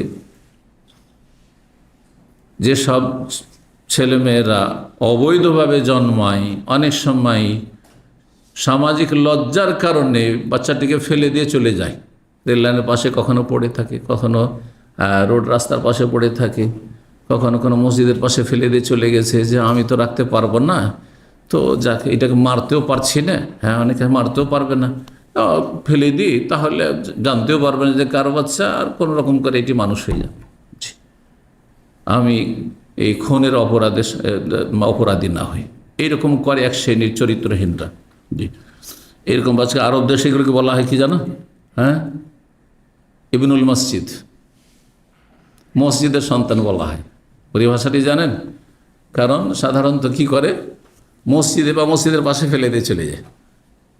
যে মুসল্লিদের ভালো মানুষ, কারণ আর রাস্তাঘাটের মানুষ অত ভালো মানুষ নাও থাকতে পারে, কিন্তু মসজিদে যে কয়টা লোক আছে তো ভালো মানুষ, তো এরা অন্তত এটাকে রক্ষা করে উঠিয়ে নিয়ে যাবে, হেফাজত করে লালন পালন করবে। ইবনুল মসজিদ, আমার এই 27 বছর এই দাম্মামে এরকম একটি ঘটনা দেখেছিলাম। মসজিদে ফজর পড়তে গিয়েছি, তো মসজিদে, আর ফজর পড়ে বেরোচ্ছে, দেখছি যে কোহা কোহা করে একটি বাচ্চা কান্না করছে, সদ্য ভূমিষ্ঠ, হয়তো কয়েক ঘন্টা আগে ভূমিষ্ঠ হয়েছে। সুবহানাল্লাহ, যেমনই জামাত শুরু হয়ে গেছে, ফেলে দিয়ে চলে গেছে বাচ্চাটিকে মসজিদের বাইরে। তারপরে বাচ্চাটিকে উঠিয়ে, যাই হোক, এখানে আলহামদুলিল্লাহ সংস্থা আছে, প্রতিষ্ঠান আছে, সেখানে এসব বাচ্চাদের পরিচর্যা করা হয়, লালন পালন করা হয়, বড় করা হয়, আলহামদুলিল্লাহ, ইসলামের উপর। তো আল্লাহ হেফাজত করুন। কি বলছিলাম, লোকতা আর লাকিত, যদি কোনো বাচ্চা কোথাও এরকম পড়ে থাকে তাহলে এটাকে লাকিত বলা হয়। আর কোনো কারো মাল সামান যদি রাস্তাঘাটে কোথাও পড়ে থাকে সেটাকে লোকতা, হারিয়ে যাওয়া বস্তু বা পথে পড়ে থাকা বস্তু সম্পর্কে। ফাকালা, নবী সাল্লাল্লাহু আলাইহি ওয়াসাল্লাম বললেন, এর বিধান হচ্ছে যদি কারো কিছু একটা মোবাইল পড়ে পেলেন, এখন ইসলামিক সেন্টারে পেলেন আর সেটা নিয়ে বাড়ি চলে যাবেন, বাসা চলে, এটা জায়েজ নাই। এখানে পেলেন তাহলে এখানে দায়িত্ব সেদিকে জমা করতে হবে, কিন্তু রাস্তায়, এই জন্য পথে পড়ে থাকা বস্তু বলেছি, হ্যাঁ, কারো ঘরে পড়ে থাকা বস্তু নয়। কথা বলছেন না? রাস্তাঘাটে পড়ে থাকা বস্তু, একটা মোবাইল পেলেন আপনি, ইসলামিক সেন্টার ভাই রাস্তায় বেরিয়েছেন, একটা মোবাইল পড়ে পেলেন, আর কিছু পেলেন আপনি, জি, টাকা পয়সা পেলেন, কী করতে, আর রে ফাঁসানা, 1 বছর ঘোষণা করো, 1 বছর ঘোষণা করতে হবে। ঘোষণার তরিকা যুগোপযোগী। এক যুগে কি হয়তো, ওইখানে লোক দাঁড়িয়ে যেত, ইসলামের বিধান, আর বলতো এই জায়গায় আমি একটা জিনিস পেয়েছি, হ্যাঁ, যদি কারো হয় তাহলে কি সেই জিনিসটা রয়েছে, কার হারিয়েছে, কতটা হারিয়েছে সেটা বলে নিয়ে যাবেন পরিচয় দিয়ে। এখন মানুষ ব্যস্ত, আর 1 বছর ধরে প্রতিদিন আসবে আর দাঁড়িয়ে দাঁড়িয়ে ঘোষণা করবে, এটাও সম্ভব না। তো কী করে, একটা পোস্টার লাগিয়ে দেবেন, নোটিশ লাগিয়ে দেন যে আমি এরকম কোনো জিনিস পেয়েছি, এই জায়গায় যদি কারো কোনো কিছু হারিয়ে থাকে তাহলে তার পরিমাণটা বলে বা তার লক্ষণ বলে আমার কাছ থেকে নিয়ে যাবেন। এই যোগাযোগের নাম্বার থাকলো, আপনার দাঁড়িয়ে থাকারও কোনো প্রয়োজন নেই সেখানে, হ্যাঁ, ধর্ণা দেওয়ার কোনো প্রয়োজন নেই। 1 বছর ঘোষণা করতে হবে। সুম্মা এরফা ও এফাসা, সেটা যদি কোনো ব্যাগ থাকে থলে, এফাস মানে থলে, থলে বুঝেন তো? এক যুগে কাপড়ের ব্যাগে আমরা হাট বাজার করতাম, কাপড়ের ব্যাগ নিয়ে হাটে যেতাম, আর শাক সবজি যা কিছু কিনতে হয় কিনে নিয়ে আসতাম, ছোটোকালে আমাদের এরকম ছিল। আর তাতে একটা বাঁধন, হ্যাঁ, যদি বস্তা থাকে অথবা কোনো একটা থলে থাকে, তার যদি বাঁধন থাকে, রশি থাকে, সেটাও কী ছিল, সেটা কেমন, কোন রঙের ছিল ইত্যাদি। সুম্মা এরফা, তার বাঁধনটা তুমি জেনে নাও, ওই এফাসাহা, তার থলেটা কেমন, সেটা কিসের, সেটা জেনে নাও। সোম্মাস্তান ফিকবিহা, তারপরে সেটা তুমি খরচ করে দিতে পারো। 1 বছর পার হয়ে গেছে, কেউ এলো না, খরচ করে দিতে পারো। 1 বছর পরে যদি চলে আসে, বলে ভাই না না, হয়তো আপনার মোবাইল বিক্রি করে দিয়েছি, আপনি এলেন না কেন 1 বছর, ওটা আমার জন্য হালাল, চলবে, ফিরিয়ে দিতে হবে, চলে আসলে ফিরিয়ে দিতে হবে। কিন্তু 1 বছর পর্যন্ত সেটা আপনি ব্যবহার করতে পারবেন না। সামান্য কিছু যদি হয়, যেটা তো মানুষ পরোয়া করেন, 1 রিয়াল পড়ে আছে, সেটাও কি 1 বছর ঘোষণা করতে হবে? আজকাল 1 থেকে 5 রিয়ালের কেউ মূল্য তেমন দেবে না, গেছে, তলাশ করতেও আসবে না, ঠিক না? কিন্তু কারো যদি 100 রিয়াল হারায়, অবশ্যই আসবে, তাই না? তো তারপরে তুমি খরচ করতে পারো। ফাইন যা রব্বহা, তার মালিক যদি চলে আসে, তার রব মানে শুধু আল্লাহ নয়, হ্যাঁ, রব মানে মালিক হয়, আল্লাহ সব কিছুর মালিক, রব্বুল আলামিন, কিন্তু মানুষ রব্বুল বাইত। গৃহিণীকে কি বলে জান আরবিতে? গৃহিণী বুঝেন তো? জি, আপনার ওয়াইফকে রব্বাতুল বাইত বলা হয়, রব্বন থেকে রব্বাতুল বাইত, আর আপনি রব্বুল বাইত। পয়সার মালিক, আপনার টাকা পয়সা আছে, রব্বুল মাল, পয়সার মালিক, হ্যাঁ, আপনার ছাগলের পাল আছে, রব্বুল গনম, এইভাবে বলা জায়েজ আছে, হ্যাঁ। কিন্তু আর রব আলিফ লাম দিয়ে না, এটি আল্লাহর নাম, আল্লাহর সিফাত, আবার বলা যাবে না। আলিফ লাম দিয়ে আর রব বলা যাবে না, আলিফ লাম দিয়ে আর রাহিম বলা যাবে না। কিন্তু শুধু রাহিম, কোনো মানুষকে দয়ালু, রাহিম মানে এই লোকটি দয়ালু, হাজার রাহিমুন, অসুবিধা নেই। আর রাহিম আল্লাহর নাম, আল্লাহর সিফাত, আলিফ লাম লাগিয়ে দিলে তখন তাতে অর্থে ব্যাপকতা চলে আসে। এইরকমই রব, শুধু রব আল্লাহ, কিন্তু রবকে কারো সাথে সম্পৃক্ত করে, যেমনটা বললাম, পয়সার মালিক, বাড়ির মালিক ইত্যাদি বলা যেতে পারে রব শব্দটি। জি, ফাইন যা রব্বহা, এই যে রব্বহা মানে ওই রব্বুল লোকতা, হারিয়ে যাওয়া বস্তু বা পড়ে থাকা বস্তুর মালিক যদি চলে আসে, ফাআদ্দিহা ইলাইহি, তার কাছে সেটি পৌঁছিয়ে দাও বা আদায় করে দাও, দিয়ে দাও। কালা ইয়া রাসূলুল্লাহ, আল্লাহ রাসূল, ফাযাল্লাতুল গানাম, বকরি ছাগল যদি হারিয়ে যায়, কারো বকরি ছাগল পাল ছাড়া হয়ে একটা হারিয়ে গেছে আর আমি পেয়েছি, তাহলে কি করব? সেটা ধরবো না ছেড়ে দেবো? এখন ছেড়ে দেন, আপনি ধরলেন না, রাত হয়ে গেল, আর শৃগালে সেটাকে শিকার করে নিল, খেয়ে ফেললো, নেকড়ে বাঘে খেয়ে ফেললো, আপনি ক্ষতি করলেন না, আপনি ধরে নেন সেটিকে। বলছেন খুজহা, বকরি যদি এরকম হারা পাও তাহলে সেটাকে ধরে নাও। ফাইন্নামা হি আল্লাকা, হয় সেটি তোমার জন্য, তুমি সেটি বাড়িতে নিয়ে গেলে সেটি সংরক্ষণ করবে, আর তারপর মালিক আসলো তো আসলো। আউলি আখিকে, অথবা তুমি যদি না ধরো তো আর কোনো লোক ধরে নিয়ে চলে যাবে বকরিটিকে। আউলিস দেবী, অথবা রাতের অন্ধকার সেটি নেকড়ে বাঘের হয়ে যাবে। তুমি যদি না ধরে তো রাতে নেকড়ে বাঘ সেটি খেয়ে ফেলবে ফেড়ে। কালা ইয়া রাসূলুল্লাহ, তারপর সে আল্লাহর ফাজা আল্লাহ তো লেবেল। যখন এইখানে পারমিশন পেয়ে গেছেন এই সাহাবী, কিসের, যে বকরিটা নিয়ে যেতে পারি, হ্যাঁ, সেটাও কিন্তু এই নয় যে আপনি খেয়ে ফেলবেন, সেটাও ঘোষণা করতে হবে আপনাকে, হ্যাঁ, সেটাও ঘোষণা করতে হবে। তো ওট কী করবো, ওটটাও কি ধরে নিয়ে চলে যাব? ফাদাল্লাতুল এবেল, হারিয়ে যাওয়া ওট যদি হয় তাহলে সেটি কি করবো? রাসূলুল্লাহ সাল্লাল্লাহু আলাইহি ওয়াসাল্লাম তখন রাগান্বিত হয়ে গেলেন। মানুষের তো বিবেক আছে, তাহলে কিছু কিছু বিষয় আছে আপনাকে না বললেও আপনার কমন সেন্সে বিষয়টি বুঝতে হবে। আমি এই জন্য মাঝে মাঝে বলি যে আপনাদেরও তো বিবেক আছে, বলি না উদাহরণ দিয়ে, সবগুলি এই সাইডে বসেছেন সুবিধাবাদী, যে তাড়াতাড়ি যাতে বের হইতে পারি। এদিকে কে বসবে? পরের লোকগুলো এসে ঢুকবে কী করে এখানে? বলেছিলাম না যে আপনাদেরও তো বিবেক আছে, যে ভিতরে ঢুকলে আওয়াজ হবে, চেয়ারগুলি নড়াচড়াই, তো আপনারা আগে ওই দিকটা পূর্ণ করেন, তারপরে এদিকে বসেন। নবী সাল্লাল্লাহু আলাইহি সাল্লাম কিন্তু মানুষের বিবেকের উপর রাগান্বিত হয়েছেন। আপনার তোমার বিবেক নেই?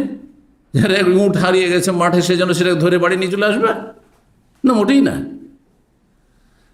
ফাদাল্লাতুল লেবেল, হারিয়ে যাওয়া উট যদি হয়, কাল বর্ণনাকারী বলছেন ফাগাযিবা রাসূলুল্লাহ সাল্লাল্লাহু আলাইহি ওয়াসাল্লাম রাগান্বিত হয়ে গেলেন।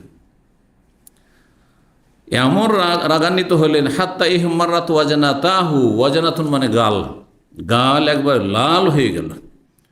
আও ইহমাররা অজহু, অথবা বর্ণনাকারী সন্দেহ, ওয়াজানাতাহু বলেছেন গাল দুটো হয়, তাসনিয়াতি দ্বিবচন রয়েছে, অথবা তার চেহারা মুখমণ্ডল লাল হয়ে গেল।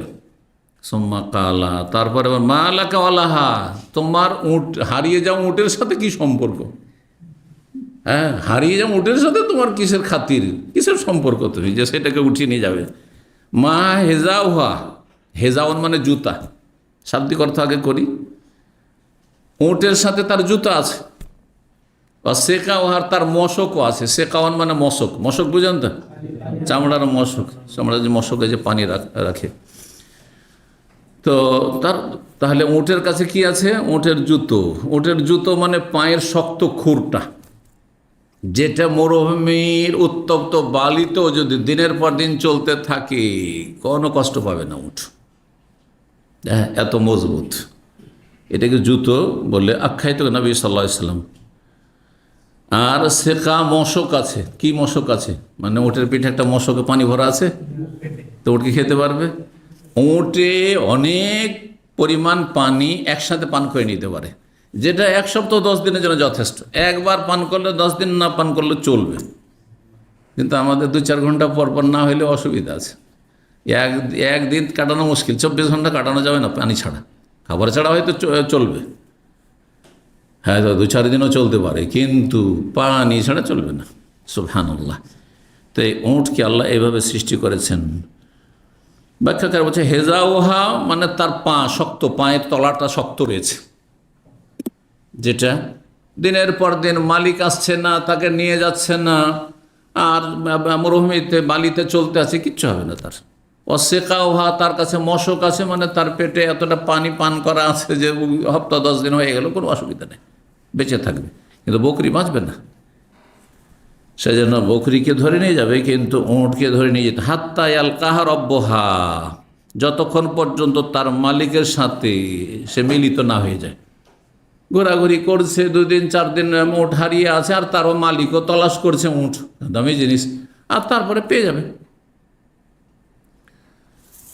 6113 নম্বর হাদিস বর্ণনা করছেন যায়েদ ইবনে সাবিত রাদিয়াল্লাহু তাআলা আনহু, প্রখ্যাত সাহাবী, যিনি ওহীর লেখক ছিলেন। ওহীর লেখক শুধু যায়েদ ইবনে সাবিত ছিলেন না, বেশ কিছু সাহাবায়ে কেরাম লিখতেন, কিন্তু সবচাইতে বেশি খ্যাতি লাভ করেছেন যায়েদ ইবনে সাবিত রাদিয়াল্লাহু। আলী রাদিয়াল্লাহু লিখতে জানতেন, তিনি ওহী লিখতেন। মুআবিয়া রাদিয়াল্লাহু তাআলা লিখতে জানতেন, তিনি ওহী লিখতেন। জি, বেশ কিছু সাহাবায়ে কেরাম কয়েকজন ছিলেন যারা ওহীর লেখক ছিলেন। তিনি বলছেন ইহতাজার রসুল্লাহ হোজাইরাতান ওয়া খাসাফাতিন আও হাসিরান। রসুল্লাহ সাল্লাল্লাহু আলাইহি ওয়াসাল্লাম একটি ছোট্ট কক্ষ তৈরি করে নিলেন মসজিদে, কি দ্বারা? খেজুর পাতা দ্বারা, খাসাফা মানে খেজুর পাতা দ্বারা, আও হাসির অথবা চাটাই দ্বারা। চাটাই দিয়ে ছোট্ট একটি কক্ষের মতো করে ঘেরে মসজিদের একটা অংশ। রমজান মাস ছিল, যেমন এতেকাফের জন্য ঘেরা, এতেকাফের জন্য মসজিদে ঘেরার বৈধতার দলিল হচ্ছে এই হাদিস। যদি দেখা যায় যে অনেক লোক এতেকাফ করবেন না, গোটা গ্রামে হয়তো 1-2 জন, 3 জন 4 জন হয়তো করবে, আর মসজিদ অনেক বড় আছে, 2-4 জন যদি ছোট ছোট কক্ষ করে ঘিরে রাখে তার শোয়ার সমান জায়গা, আর সে নির্জনে একটু ইবাদতবন্দি করতে পারবে, মানুষ থেকে আলাদা হয়ে এতেকাফ করতে পারবে, তাহলে ঘেরা জায়েজ মসজিদে। কিন্তু যদি দেখা যায় যে না, এখানে যদি এইভাবে 10 জন এতেকাফ করবে, হ্যাঁ, আর আমাদের মসজিদ এত বড় না যে 10 জনের এতেকাফ ঘেরার সুযোগ আছে, হ্যাঁ, তাহলে ঘেরা জায়েজ নয়। তখন মসজিদ হারাম, মসজিদে নববী এত বড় বড় বিশাল মসজিদ, কিন্তু এখানে হাজার হাজার মানুষ এতেকাফ করছে, এগুলো ঘেরা সম্ভব? অনুমতি দেওয়া সম্ভব? অনুমতি দেওয়া সম্ভব নয়। সুতরাং এইসব জায়গাতে ঘেরা জায়েজ নয়। কিন্তু যদি আপনার মসজিদ কর্তৃপক্ষ আপনাকে অনুমতি দেয় যে অসুবিধা নেই, জায়গা আছে, মুসল্লিদের সলাতের জায়গা ছাড়াও বেশ কিছু জায়গা খালি থাকবে, সেই জায়গাগুলিতে আপনি ঘিরে নিয়ে নির্জনে আপনি এতেকাফ করতে পারেন, তাহলে আপনার জন্য তখন বৈধতা আছে। তো নবী সাল্লাল্লাহু আলাইহি ওয়াসাল্লাম একটি জায়গায় ঘেরার ব্যবস্থা করলেন। হুজাইরা, হুজরাতুন মানে কক্ষ, আর হুজাইরা মানে এবার ছোট্ট কক্ষের মতো, একজন মানুষ শুইতে পারবে, সালাত আদায় করতে পারবে, এতটুকু জায়গা। যেমন ঘেরা হয় না আমাদের দেশে, এতেকাফ দেখেছেন কখন? কাপড় দিয়ে যে ঘেরে, তো সেটা যে কিছু দিয়ে ঘেরতে পারেন আপনি। নবী সাল্লাল্লাহু আলাইহি ওয়াসাল্লাম ঘেরেছেন চাটাই দিয়ে ঘেরেছেন, অথবা বর্ণকারী সন্দেহ, সেটা খেজুরের ডালপাতা দিয়ে ঘেরেছেন। ফাখারাজা রাসূলুল্লাহ ইউসাল্লি আলাইহা, তারপর রাসূলুল্লাহ সাল্লাল্লাহু আলাইহি ওয়াসাল্লাম নিজের বাড়ি থেকে বেরিয়ে সেই ঘেরা জায়গাটিতেই সালাত আদায় করছেন। রাতের সালাত একাই করছিলেন, কারণ রাতের সালাতগুলি একাই আদায় করাই হচ্ছে উত্তম। জি, একমাত্র রমজানের তারাবি ছাড়া ওমর রাদিয়াল্লাহু যেহেতু জামাত চালু করে দিয়েছেন, আর অধিকাংশ লোক জামাতে না পড়লে সে পড়াই বাদ দিয়ে দিবে, হ্যাঁ, গাফিলতি চলে আসবে। যার ফলে ওলামারা বলছেন যে রমজান মাসের তারাবি জামাত সহকারে আদায় করাই উত্তম, যদি এর চাইতে ভালো আপনার পক্ষে সম্ভব না থাকে। কিন্তু যদি মনে করেন এর চাইতে ভালো করে আমি সালাত পড়বো, তাহলে তখন আপনার জন্য এই তারাবিতে শরীক হওয়া চাইতে আপনার দীর্ঘ সময় ধরে আপনার তারাবি একা পড়া ভালো। ওমর রাদিয়াল্লাহু তাআলা যে হাদিসে রয়েছে যে এক ইমামের পিছনে, ওয়াই বিন কাবের পিছনে তিনি তারাবি চালু করলেন 30 দিনের, আর তারপরে এই দৃশ্য দেখার জন্য মসজিদে ঘুরতে আসলেন, তার মানে জামাতে ওমর শরীক ছিলেন না, তাই না? অনুত্তম কাজ করেছেন তিনি? না, মোটেই না। তো এখানে বলবো, যদি দেখা যায় যে এর চাইতে ভালো পড়বেন, আজকালকার তারাবি কতক্ষণ? হ্যাঁ, এইখানেই ধরেন, এইখানের ফরজ আর আপনার তারাবি বেতর সহ 50 মিনিট থেকে নিয়ে 1 ঘন্টা, বা 45 মিনিট 40 মিনিট থেকে নিয়ে 1 ঘন্টা, 1 ঘন্টার বেশি নয়। এখন আপনি যদি মনে করেন আমি 2 ঘন্টা 3 ঘন্টা পড়তে পারবো, আমার ইমানি শক্তি রয়েছে, শারীরিক শক্তি রয়েছে, হিম্মত রয়েছে, আর সেটা আপনি পালন করতে পারছেন, তাহলে আপনার এই ফরজ পড়ে যদি আপনি বাড়ি চলে যান, কোনো দোষ নেই, বাসায় চলে যান, কোনো দোষ নেই। যত শেষ রাতে পড়ে তত উত্তম, আর যত দীর্ঘায়িত হবে তত বেশি উত্তম। কিন্তু যদি দেখা যায় যে 1-2 দিন ওইরকম গেলেন আর তারপরে ঘুমিয়ে থেকেই গেলেন, শেষে এমন সময় উঠলেন যে সাহারি খেলে তারাবি হয় না, তারাবি পড়লে সাহারি হয় না, এটাই বাস্তবতা। কিন্তু তাহলে আপনার জন্য উচিত হবে না এই জামাতের আধা ঘন্টার হইলেও এই তারাবি ছেড়ে গিয়ে শুয়ে যাওয়া। বুঝতে পারছেন না? জি। তো রাসূলুল্লাহ সাল্লাল্লাহু আলাইহি ওয়াসাল্লাম একাই সেখানে ইবাদতবন্দি করার জন্য ঘিরেছিলেন, আর সেখানে সালাত পড়তে লাগলেন। ফাতাতাব্বা ইলাইহি রিজালুন, বেশ কিছু সাহাবায়ে কেরামগণ তারা কি করলেন, রাসূলুল্লাহ সাল্লাল্লাহু আলাইহি ওয়াসাল্লামের খোঁজে এসে গেলেন, যে দেখেন নবী সাল্লাল্লাহু আলাইহি ওয়াসাল্লাম কোন জায়গায় আছেন, কোথায় আছেন, তিনি ইবাদতবন্দি করছেন। দেখছেন যে আরে এই তো পর্দা করে ঘেরা আছে, এর ভিতরেই তো নবী সাল্লাল্লাহু আলাইহি ওয়াসাল্লাম সালাত পড়ছেন। হ্যাঁ, তখন তারা পর্দার বাইরে থেকে ইক্তেদা করা শুরু করেছে। নবী সাল্লাল্লাহু আলাইহি ওয়াসাল্লাম সালাত পড়ছেন, হ্যাঁ, রাতের, আর রমজান মাস, আর তারা পিছনে তার ইক্তেদাই সালাত পড়া শুরু করেছে। যাও ইউসাল্লুনা বিসলাতিহি, তার সালাতের ইক্তেদা করে তারাও সালাত পড়া শুরু করলেন। সুম্মা যাও লাইলাতান ফাহাদারু, তারপরে দ্বিতীয় রাতে আসলো, আর সবাই উপস্থিত, আরও বেশি সংখ্যে চলে আসলো, সব জানাজানি হয়ে গেছে বেশ কিছু, আর তারপরে চলে আসলো। ও আবতা রসুল্লাহ সাল্লাল্লাহু আলাইহি সাল্লাম কিন্তু বিলম্ব করে দিন, আর আসলেন না। এখানে সংক্ষেপ করা হয়েছে, মনে হচ্ছে দ্বিতীয় দিন, কিন্তু তৃতীয় দিন ছিল সেটি, কারণ নবী সাল্লাল্লাহু আলাইহি সাল্লামের 3 দিনের কথা রয়েছে। যাই হোক, তো রসুল্লাহ সাল্লাল্লাহু আলাইহি সাল্লাম আর ফালাম ইয়াখরুজ ইলাইহিম, সেই দিন আর ওই যে কক্ষটি মসজিদে ঘিরেছিলেন সেখানে আর বেরিয়ে আসলেন না, নিজের বাসাতেই থেকে গেলেন। ফারাফাও আসওয়াতাহুম, তখন তারা চিৎকার করে আওয়াজ দিতে শুরু করলো। হ্যাঁ, আওয়াজ করতে লাগলো, যাতে নবী সাল্লাল্লাহু আলাইহি ওয়াসাল্লাম যদি ঘুমিয়ে থাকেন তো জেগে যাবেন আর আসবেন, আর আমরা তখন তার মুক্তাদি হয়ে কি করব, হ্যাঁ, এই রাতের তারাবি পড়বো বা কিয়ামুল লাইল পড়বো। শুধু তাই না, হাসাবুল বাব, দেখছেন যে তাতে কোনো সাড়া শব্দ পাচ্ছি না, তখন নবী সাল্লাল্লাহু আলাইহি ওয়াসাল্লামের দরজায় তারা কঙ্কর নিক্ষেপ করতে লাগলো। সাহাবীগণ কি করলেন, আজকাল কোনো কারো বাসায় গেলে হয় কলিং বেল আছে, কলিং বেল না থাকলে কী করবেন, দরজায় হ্যাঁ নক করবেন, হ্যাঁ খটখটাবেন। তারা করলো কি, পাথর ছুঁড়তে লাগলো, যে পাথরের আওয়াজ পায় তখন হয়তো বেরিয়ে চলে আসবেন নবী সাল্লাল্লাহু আলাইহি সাল্লাম। জি, ছোটো ছোটো কঙ্কর তারা নিক্ষেপ করা শুরু করলো দরজায়। ফাখারাজ মুগযিবান, তখন নবী সাল্লাল্লাহু আলাইহি ওয়াসাল্লাম রাগান্বিত হয়ে বেরিয়ে আসলেন, রাগান্বিত হয়ে বেরিয়ে আসলেন। তাহলে এইরকম যদি কেউ করে যেটা অপছন্দনীয়, হ্যাঁ, তাহলে রাগা যাবে। সেটা দুনিয়ার স্বার্থে না, দিনের স্বার্থে, যে তোমাদের স্বার্থে আমি আসিনি। কারণ এত সুন্দর ইবাদত বন্দেগী যদি আমি এটা নিয়মিত করি তো আল্লাহ পছন্দ করে ফরজ না করে দেয়, বুঝছেন না? যেমন অন্য হাদিসে রয়েছে যে আমি কেন আসলাম না সব জানি, যে তোমরা এসে ধর্ণা দিচ্ছিলে, কিন্তু আমি কেন বেরিয়ে আসিনি, যে আল্লাহকে এত ভালো লেগেছে যে খাশিতা ইফতারাজ আলাইকুম, হ্যাঁ, যে এই তারাবি ফরজ না হয়ে যায়। আর ফরজ যদি হয়ে যায় তো আদায় করতে পারবেন না। দেখেন মুসলিম সমাজের 95 জন ফরজ নামাজি, 17 রাকাতি বেনামাজি। জি, তাহলে তারাবির কি অবস্থা? তারাবি 1 মাস সেই জন্য। আচ্ছা, তারপরে মৌসুমি ইবাদত, যারা দুর্বল ইমানের লোক তাদের জন্য মৌসুমি ইবাদত খুব পছন্দনীয়, অল্প সময় যদি করতে হয়। এই জন্য প্রথম রমজানের দিকে দেখেন মসজিদে ভিড় বেশি থাকে, থাকে না? থাকে না? আর যত রমজান গড়ায় তত সংখ্যা কমতে থাকে, শেষ দিয়ে খুঁজেই পাওয়া যায় না। হ্যাঁ, কিছু লোক আছে আর রমজানটা তো শেষ হয়ে গেল, কিছু করলাম না, শেষে 1-2টা দিন একটু আবার হ্যাঁ আসা শুরু করে। যে দুর্বল মানুষদের ধর্মকর্ম হচ্ছে অমুসলিমদের ধর্মের মতো। অমুসলিমদের ধর্মকর্ম 12 মাসে 13 পূজা করতে অসুবিধা নেই, ধুমধাম করে কর হিন্দুদের, তাই না?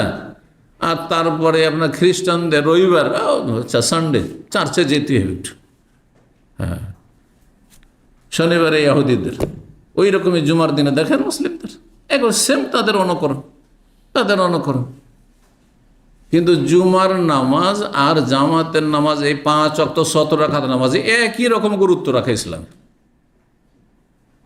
জুমার নামাজ ছাড়লেও কুফরি, আর জোহরের সালাত ছাড়লেও কুফরি, ফজর ছাড়লেও কুফর।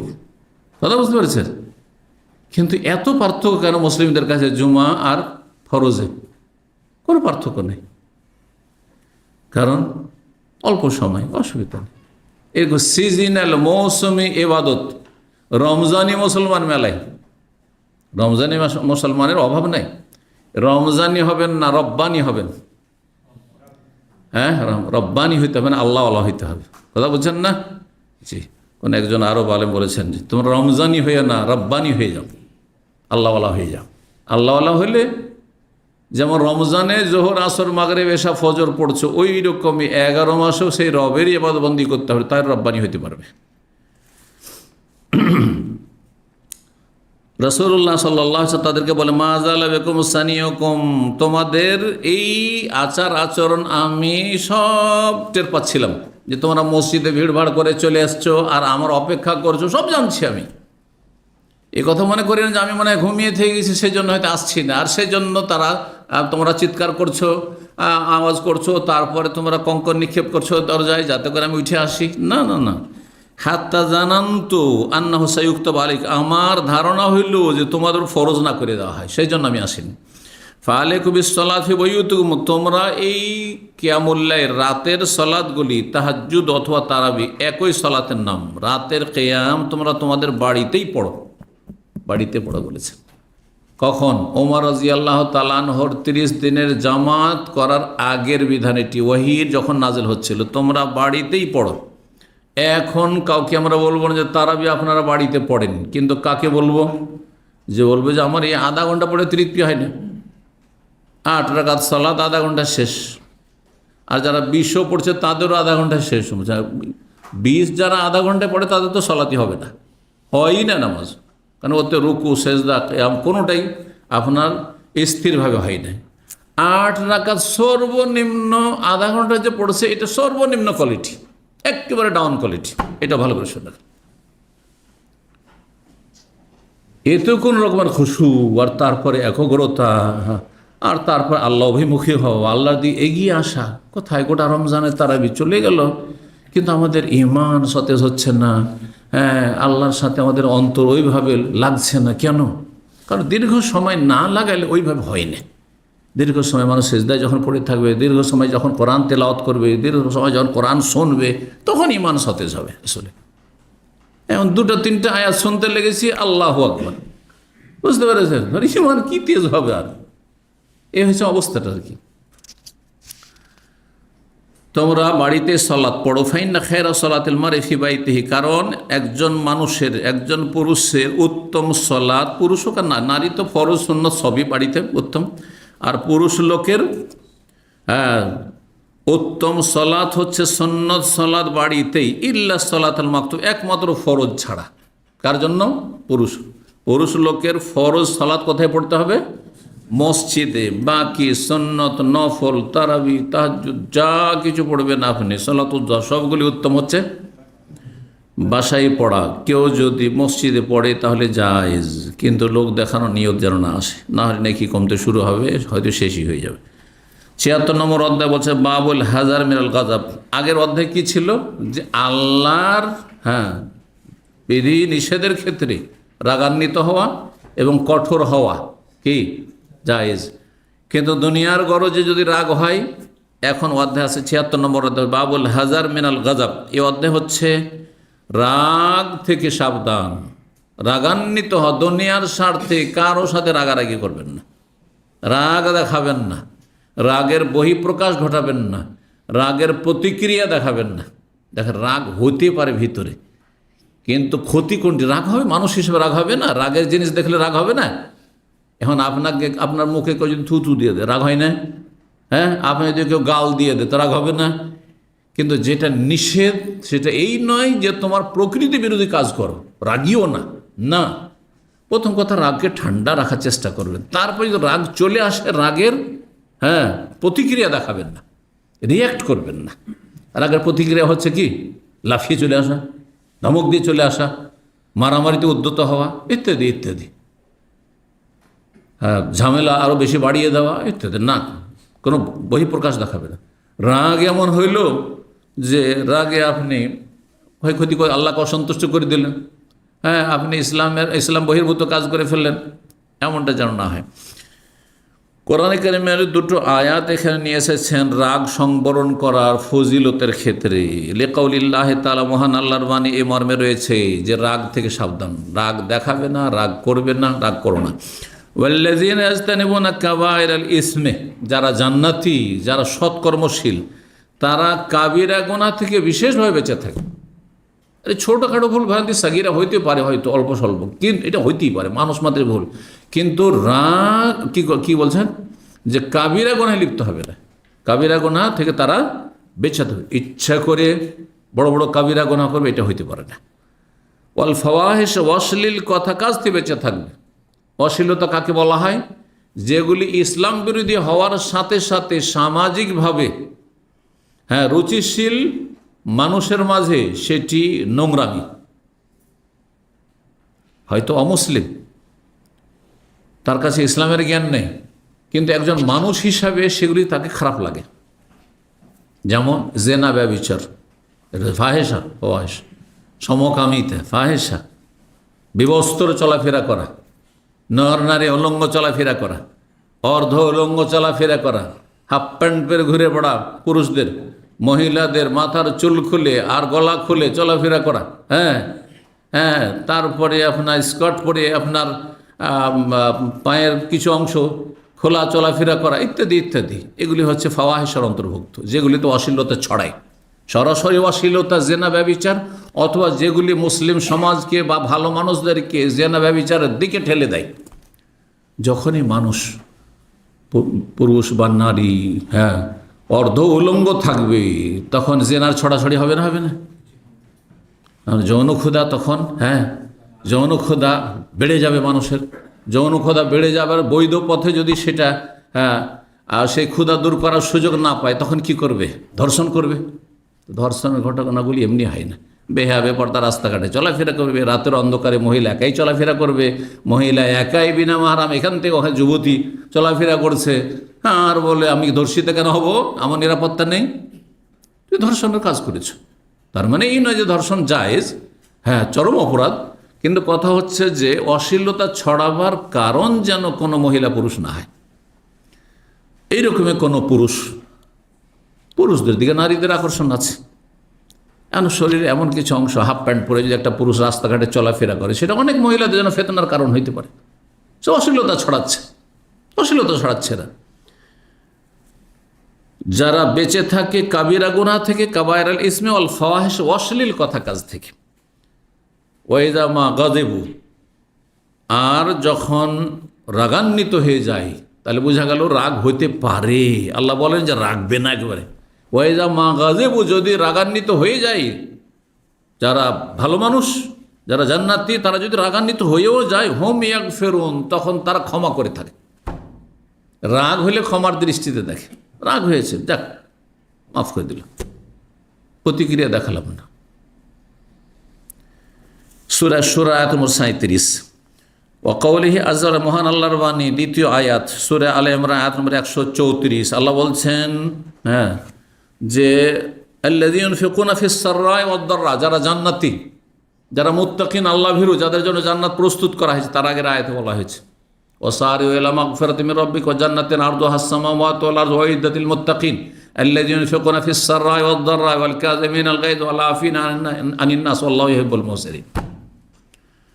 আল্লাহ বলছেন আল্লাযীনা ইউনফিকুনা ফিস সাররাই ওয়াদ দাররা, যারা আল্লাহ ভীরু, যাদের জন্য জান্নাত আল্লাহ তৈরি করে রেখেছেন, তারা খরচ করে, দান খেরাত করে। ফিস সাররাই ওয়াদ দাররাই, সুখের সময়ও, ওয়াদ দাররার কষ্টের সময়। এই নয় যে বেশি পয়সা আসে সেই জন্যই দান করে, না, অভাবের সময়ও দান করে। কারণ আপনারই যদি, আমার যদি অভাব দেখা যায়, তাহলে বাকি যারা সমাজের গরিব ছিল তাদের কত অভাব রয়েছে। তাহলে সেই যুগে যদি আমরা দান না করি, যে আমার সংসার চালাইতে হিমশিম খাচ্ছি আমি, আমারই আর্থিক সংকট, তো আপনাদের কি দেখবো, তো ওরা মরে যাবে না, দুর্ভিক্ষ নেমে আসবে না। এই জন্য ফিস সাররাই ওয়াদ দাররাই, সুখের সময়ও দান করতে হবে আর দুঃখের সময় দান করতে হবে। আর একটি দিক, সুখের সময় দুঃখের সময় সুস্থ অবস্থায় দান করবে, আর সাররা মানে সুস্থ অবস্থায় দান করবেন, আর অদররা কষ্টের অবস্থায়। এক শ্রেণীর লোক আছে, বালা মুসিবত আসলে দান সাদকা শুরু করে, যখন বিপদ নেমে এসেছে নিজের ওপর, নিজের পরিবারের ওপর, ছেলেমেয়ের ওপর, তখন দান সাদকা, যা এই খাসিটা, গরুটা দিয়ে, মাদ্রাসা দিয়ে, ইয়াতিমখানা দিয়ে। না না না, সুখের সময় দান করতে হবে।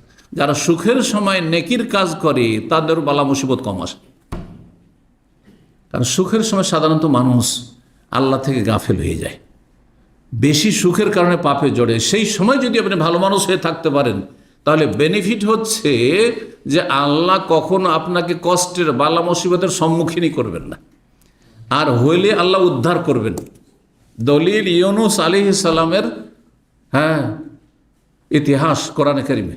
আল্লাহ ফালাউলা আন্নাহু কানা মিনাল মুসাব্বিহিন, যদি ইউনুস আলাইহিস সালাম নবী তসবিহকারীদের অন্তর্ভুক্ত না হইতেন, মানে আগে থেকেই তিনি আল্লাহর খুব বেশি তসবিহ তাহলিল করতেন, জিকির আজকার করতেন, এটি তাফসীর করা হয়েছে।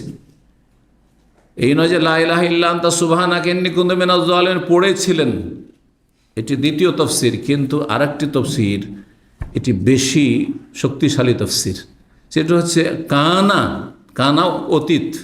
কানা অতীতকাল, তিনি ছিলেন তসবিহকারীদের অন্তর্ভুক্ত। এই নয় যে মাছের পেটে যাওয়ার পরে এই দোয়া পড়েছেন, এটি বোঝানো হয়নি। আসলে আগে থেকেই তিনি ভালো মানুষ ছিলেন, কানা মিনাল মুসাব্বিহিন, আগে থেকে তার রেকর্ড আল্লাহর কাছে ভালো ছিল। যদি এমনটা না হইতো, আগে থেকে তিনি ভালো মানুষ, তসবিহকারী না হইতে লালাবে সাফি বাতনেহি, তাহলে মাছের পেটে তিনি অবস্থান করতেন এলা ইয়মি ইউবাসুন, কিয়ামত পর্যন্ত। এই জন্য কেউ যদি দুর্দিনে আল্লাহর সাহায্য পেতে চান, তাহলে সুদিনে সুখের দিনগুলিতে আল্লাহকে ভুলবেন না, আল্লাহ থেকে গাফিল হবেন না। সুখের সময়, সুস্থ সময়, যৌবনকালে যারা গুনাহ থেকে বেঁচে থেকেছেন, জি, আল্লাহর বিশেষ রহমত হবে যে এই লোকটির যৌবনের তাড়া ছিল। মানুষের যৌবনের জ্বালা সবচেয়ে বেশি জ্বালা থাকে 25 বছর 30 বছর, যেই সময় হয়তো বিয়ে করতে পারেনি, তখন গুনাহ থেকে বেঁচে থেকেছে। আল্লাহ হয়তো এর ওসিলাতে আপনাকে সারা জীবন গুনাহ থেকে বাঁচিয়ে রাখবে। কিন্তু যারা শুধু কষ্টে পড়লে, বালা মুসিবতে পড়ে আল্লাহকে ডাকে, আল্লাহ তাদের ডাকিয়ে অনেক সময় সাড়া দেন না, যে তুমি তো গাফেল ছিল, আজকে ঠেলা পড়েছে সেই জন্য তুমি ডাকছো আজকে। কথা বুঝতে পেরেছেন? তো আল্লাযীনা ইয়ানফিকুনা ফিস সাররাই ওয়াদ দারা, যারা সুখে দুঃখে সব সময় খরচ করে, ওয়াল কাযিমিনাল গায়জ, আর রাগ তারা সংবরণ করে। রাগ হয়ে গেলে কি করে? সেটাকে শেষ করে দেওয়ার চেষ্টা করে। তার রাগকে ঠান্ডা করার জন্য সর্বাত্মক চেষ্টা করতে হবে। ওয়াল আফিনা আনিন নাস, শুধু রাগকে ঠান্ডা করে দিলেন কিন্তু ক্ষমা করলেন না, না, মানুষকে মাফ করে, যার উপর রাগ হয়েছিল ওকে ক্ষমাও করতে হবে। আল্লাহু ইউহিব্বুল মুহসিনিন, শুধু তাই না যে ক্ষমা করে দিলাম কিন্তু আর তোমার উপকার করব না, বলছেন না, আল্লাহ ইহসানকারীকে ভালোবাসেন, সুতরাং তার সাথে ভালো আচরণও করো, উপকারও করো। অনেক সময় যার উপর রাগ হয়ে যায়, ধরেন আপনার ভাই, আপনার বোন খুব খারাপ ব্যবহার করেছে, যার ফলে কি হয়েছে, খুব রাগ হয়েছে, কষ্ট, মনও কষ্ট হয়েছে। ওয়াল কাযিমিনাল গায়জ, রাগকে ঠান্ডা করেন। রাগ ঠান্ডা করে কোনো প্রতিক্রিয়া, মারামারি করলেন না, ঝগড়া বিবাদ করলেন না, চুপ থেকে গেলেন হয়তো, হ্যাঁ, কিন্তু হ্যাঁ, ক্ষমা করলেন না, এটাও চলবে না। ওয়াল আফিনা আনিন নাস, মাফ করো, মাফ করে দিলাম। অনেক লোক আছে, আর এক স্তরে কিছু লোক আছে, মাফও করে দিয়েছে, ক্ষমা করে দিয়েছে, অসুবিধা নেই, কিন্তু আর আগের মতো ভাই আন্তরিকতার সাথে চলবো না, ওর সাথে ওই খাতির আর রাখবো না। না, আল্লাহু ইউহিব্বুল মুহসিনিন, যারা সদাচরণকারী, এহসানকারী, তাদেরকে আল্লাহ ভালোবাসা। তুমি চাও না আল্লাহর ভালোবাসা? আল্লাহর ভালোবাসা চাইলে এই স্টেপগুলি পার করে আসতে হবে। রাগকে সংবরণ করতে হবে, ওয়াল কাযিমিনাল গায়জ, ক্ষমা করতে হবে, আর তারপরে আগে যে ভালো আচরণ করতে সেটা কন্টিনিউ করতে হবে। আল্লাহ যেন আমাদেরকে তৌফিক দান করেন। এর জন্য বড় কলিজা লাগবে, অন্তরটা অনেক বড় লাগবে, মনটাকে অনেক প্রশস্ত করতে হবে, জি, এবং আল্লাহর কাছে সাহায্য চাইতে হবে, আল্লাহর কাছে সাহায্য চাইতে হবে। 6114 নম্বর হাদিস বর্ণনা করছেন আবু হুরায়রা রাদিয়াল্লাহু তাআলা আনহু, তিনি রাসূলুল্লাহ সাল্লাল্লাহু আলাইহি ওয়াসাল্লাম বলেছেন, লাইসা শাদীদু বিসুরআতি, বীর পুরুষ সেই ব্যক্তি নয় যেই ব্যক্তি কুস্তিতে কাউকে পরাস্ত করে দেয়। কুস্তি করতে গিয়ে আছাড় দিয়ে ফেলে দিলে আপনি বীর যোদ্ধা হয়ে গেলেন, এমনটা নয়। আসলে সত্যিকারের বীরকে, ইন্নামা শাদীদ, সত্যিকারের বীর ওই ব্যক্তি আল্লাযী ইয়ামলিকু নাফসা ইনদাল গাযব, রাগের সময় যে নিজেকে নিজের আয়ত্তে রাখতে পারে। আর মানুষের যখন রাগ হয় তখন মানুষ হালকা হয়ে যায়, ওয়েটলেস হয়ে যায়, তখন যেটাকে বলে উত্তেজিত হওয়া। কেন উত্তেজিত হয়? থরথর করে কাঁপছে, লাফাচ্ছে, মনে হচ্ছে স্থির নেই, হ্যাঁ, নিজেকে সামলে রাখতে পারছে না, এমন না। ইয়ামলিকু নাফসা, নিজেকে একেবারে আপনি কন্ট্রোল করতে পেরেছেন, এটি হচ্ছে আসল বীরত্ব। 6115 নম্বর হাদিস বর্ণনা করেছেন সুলাইমান বিন সুরাদ রাদিয়াল্লাহু তাআলা, তিনি বলছেন, ইস্তাব্বা রাজুলান ইনদান নবী সাল্লাল্লাহু আলাইহি ওয়াসাল্লামের সামনে দুইজন লোক গালাগালি শুরু করলো, দুইজনে ঝগড়া তর্কাতর্কি হইতে হইতে গালমন্দ শুরু করে দিয়েছে। মানুষ যখন রেগে যায় তখন আর হুঁশ থাকে না যে আমার সামনে কি আছে। নিষেধ করছে, বাপের সামনে দুই ছেলে কি করছে, মায়ের সামনে বেয়াদবি করছে, ঝগড়া করছে, আরে মা থামাচ্ছে, বাপ থামাচ্ছে, তারপর থামছেন না, কারণ তখন হালকা হয়ে গেছে, নিজের ওয়েট নেই, নিজেকে কন্ট্রোল রাখতে পারছেন না, সেই জন্য। তো নবী সাল্লাল্লাহু আলাইহি ওয়াসাল্লামের সামনে এরকম দুইজন গালাগালি শুরু করেছে, আর আমরা সেখানেই বসেছিলাম। সাহাবীরা বলছেন, ওয়া আহাদুমা ইয়াসুব্বু সাহিবাহু মুগযিবান, একজন আরেকজনকে রাগান্বিত হয়ে গালি দিচ্ছে, একজন বেশি রেগে গেছে, এমন রাগান্বিত হয়েছে, কাদ ইহমার ওয়াজহু, তার চেহারা একবারে লাল হয়ে গেছে। ফাকাল নবী সাল্লাল্লাহু আলাইহি ওয়াসাল্লাম, তখন ইন্নী লাআলামু কালিমাহ, আমি একটি বাক্য জানি, লাউ কালাহা, এই লোকটি যে বেশি রেগে গেছে, সে যদি এই কালেমাটি বাক্যটি এক্ষুনি জিকিরটি পড়ে নাই, লা যাহাবা আনহু মা ইয়াজিদু, যেই রাগ তার এখন তার মধ্যে দেখা যাচ্ছে সেটা তার এক্ষুনি শেষ হয়ে যাবে। লা যাহাবা আনহু মানে শেষ হয়ে যাবে, মায়ের যে রাগান্বিত হয়েছে এই রাগ শেষ হয়ে যাবে। সেটি কি? লাউ কালা আউযু বিল্লাহি মিনাশ শাইতানির রাজিম। কারণ রাগ, গজব, আরবিতে রাগকে কি বলা হয়? আল গজব। তো রাগ হচ্ছে, রাগের সঙ্গে ওলামারা বলেছেন যে মানুষের হার্টে যে রক্তে সঞ্চার হয়ে থাকে, রক্ত চলাচল করে, সেই রক্ত টকবক করে ফোটা, হ্যাঁ, ফুটন্ত অবস্থায় রয়েছে। এই রক্ত যখন মানুষের ফুটতে দেখবেন, এই জন্য রাগ যতক্ষণ ঠান্ডা না হবে আপনার ঘুম আসবে না। যদি রাগকে ধরে রাখেন, ঝামেলা শেষ হয়ে গেছে, তারপরে বাড়ি চলে এসছেন, তারপরে শুয়ে গেছেন, ঘুম আসছেন আপনার, সারা রাত ঘুম হইল না, কারোর সাথে মনোমালিন্য হয়ে বা ঝগড়া হয়ে। কিসের জন্য? কারণ আপনার যে রক্ত যে ফুটে উঠেছে ঠান্ডা হচ্ছে না, আপনার ওই হার্টের রক্ত, হৃদয়ের রক্ত ঠান্ডা হচ্ছে, এটাকে ঠান্ডা করার চেষ্টা করতে হবে, ভুলে যাওয়ার চেষ্টা করতে হবে।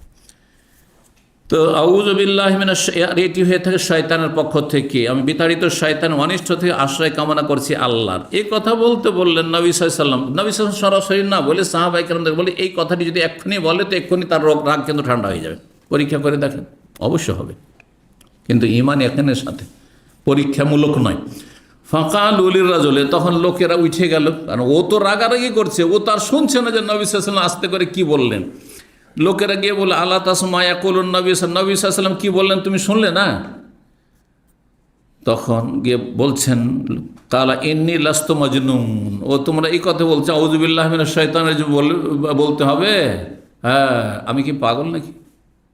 মানে আমি রেগেছি, আমি পাগল হইনি, রাগের কাজ করেছে সেজন্য রেগেছি, সে গাল দিয়েছে সেজন্য রেগেছি, আমি পাগল নই যে আমি আউযু বিল্লাহি মিনাশ শাইতানির রাজিম পড়ব। এ হয়তো নিয়ে মুসলিম ছিল, হ্যাঁ, কথাটির মূল্যায়ন করণীয়। 6116 নম্বর হাদিস, সর্বশেষ হাদিস আজকের। আবু হুরায়রা রাদিয়াল্লাহু তাআলা আনহু বলছেন, আন্না রাজুলান কাল, জনৈক ব্যক্তি জিজ্ঞেস করলো নবী সাল্লাল্লাহু আলাইহি ওয়াসাল্লামকে, ইয়া রাসূল আউসেনি, নবী সাল্লাল্লাহু আলাইহি ওয়াসাল্লামের কাছে এসে দরখাস্ত করলো, দরখাস্ত করলো কি? আউসেনি, আমাকে একটু উপদেশ দেন, ওসিয়ত করুন, মানে উপদেশ দেন। কথার ওসিয়ত হচ্ছে উপদেশ, আর পয়সার, হ্যাঁ, ধন সম্পদের, জমি জায়গার ওসিয়ত হচ্ছে মানে কাউকে ওসিয়ত করা, যে অমুককে দিয়ে দেবে, অমুক জায়গায় দিয়ে দিই। আউসেনি, আমাকে ওসিয়ত করুন মানে উপদেশ দিন। কালা, জানতেন নবী সাল্লাল্লাহু আলাইহি ওয়াসাল্লাম যে লোকটি খুব রাগী লোক, একটুতে রেগে যায় মানুষ, যে যেমন সেই রকম ওষুধ দিতেন নবী সাল্লাল্লাহু আলাইহি ওয়াসাল্লাম, যার মধ্যে যেই ত্রুটিটা রয়েছে সেই ত্রুটিটার সংশোধনের চেষ্টা করতেন। তো এই লোকের একটু বেশি রাগ ছিল, সেই জন্য তাকে লা তাগযাব, তুমি রাগ করো না। কিন্তু লোকটি বারবার বলছে, ইয়া রাসূলুল্লাহ, আর কিছু ওসিয়ত করেন, আর ওসিয়ত করেন, আউসেনি, আর ওসিয়ত করেন। 3 বার করে সেই লোকটি দরখাস্ত করছে, 3 বার করেই বলছে, ফারাদ্দাদা, মেরার কয়েকবার করে নবী সাল্লাল্লাহু আলাইহি ওয়াসাল্লাম পুনরাবৃত্তি করলেন কি? তারা লা তাগযাব, তুমি রাগ করো না বা কাউকে রাগ দেখাবে না, রাগের প্রতিক্রিয়া দেখাবে না। এখানে আজকের আলোচনা শেষ করছি। জাযাকুমুল্লাহ খাইর। সুবহান রাব্বিকা রাব্বিল ইজ্জাতি আম্মা ইয়াসিফুন ওয়া সালামুন আলাল মুরসালিন ওয়াল হামদুলিল্লাহি রাব্বিল আলামিন।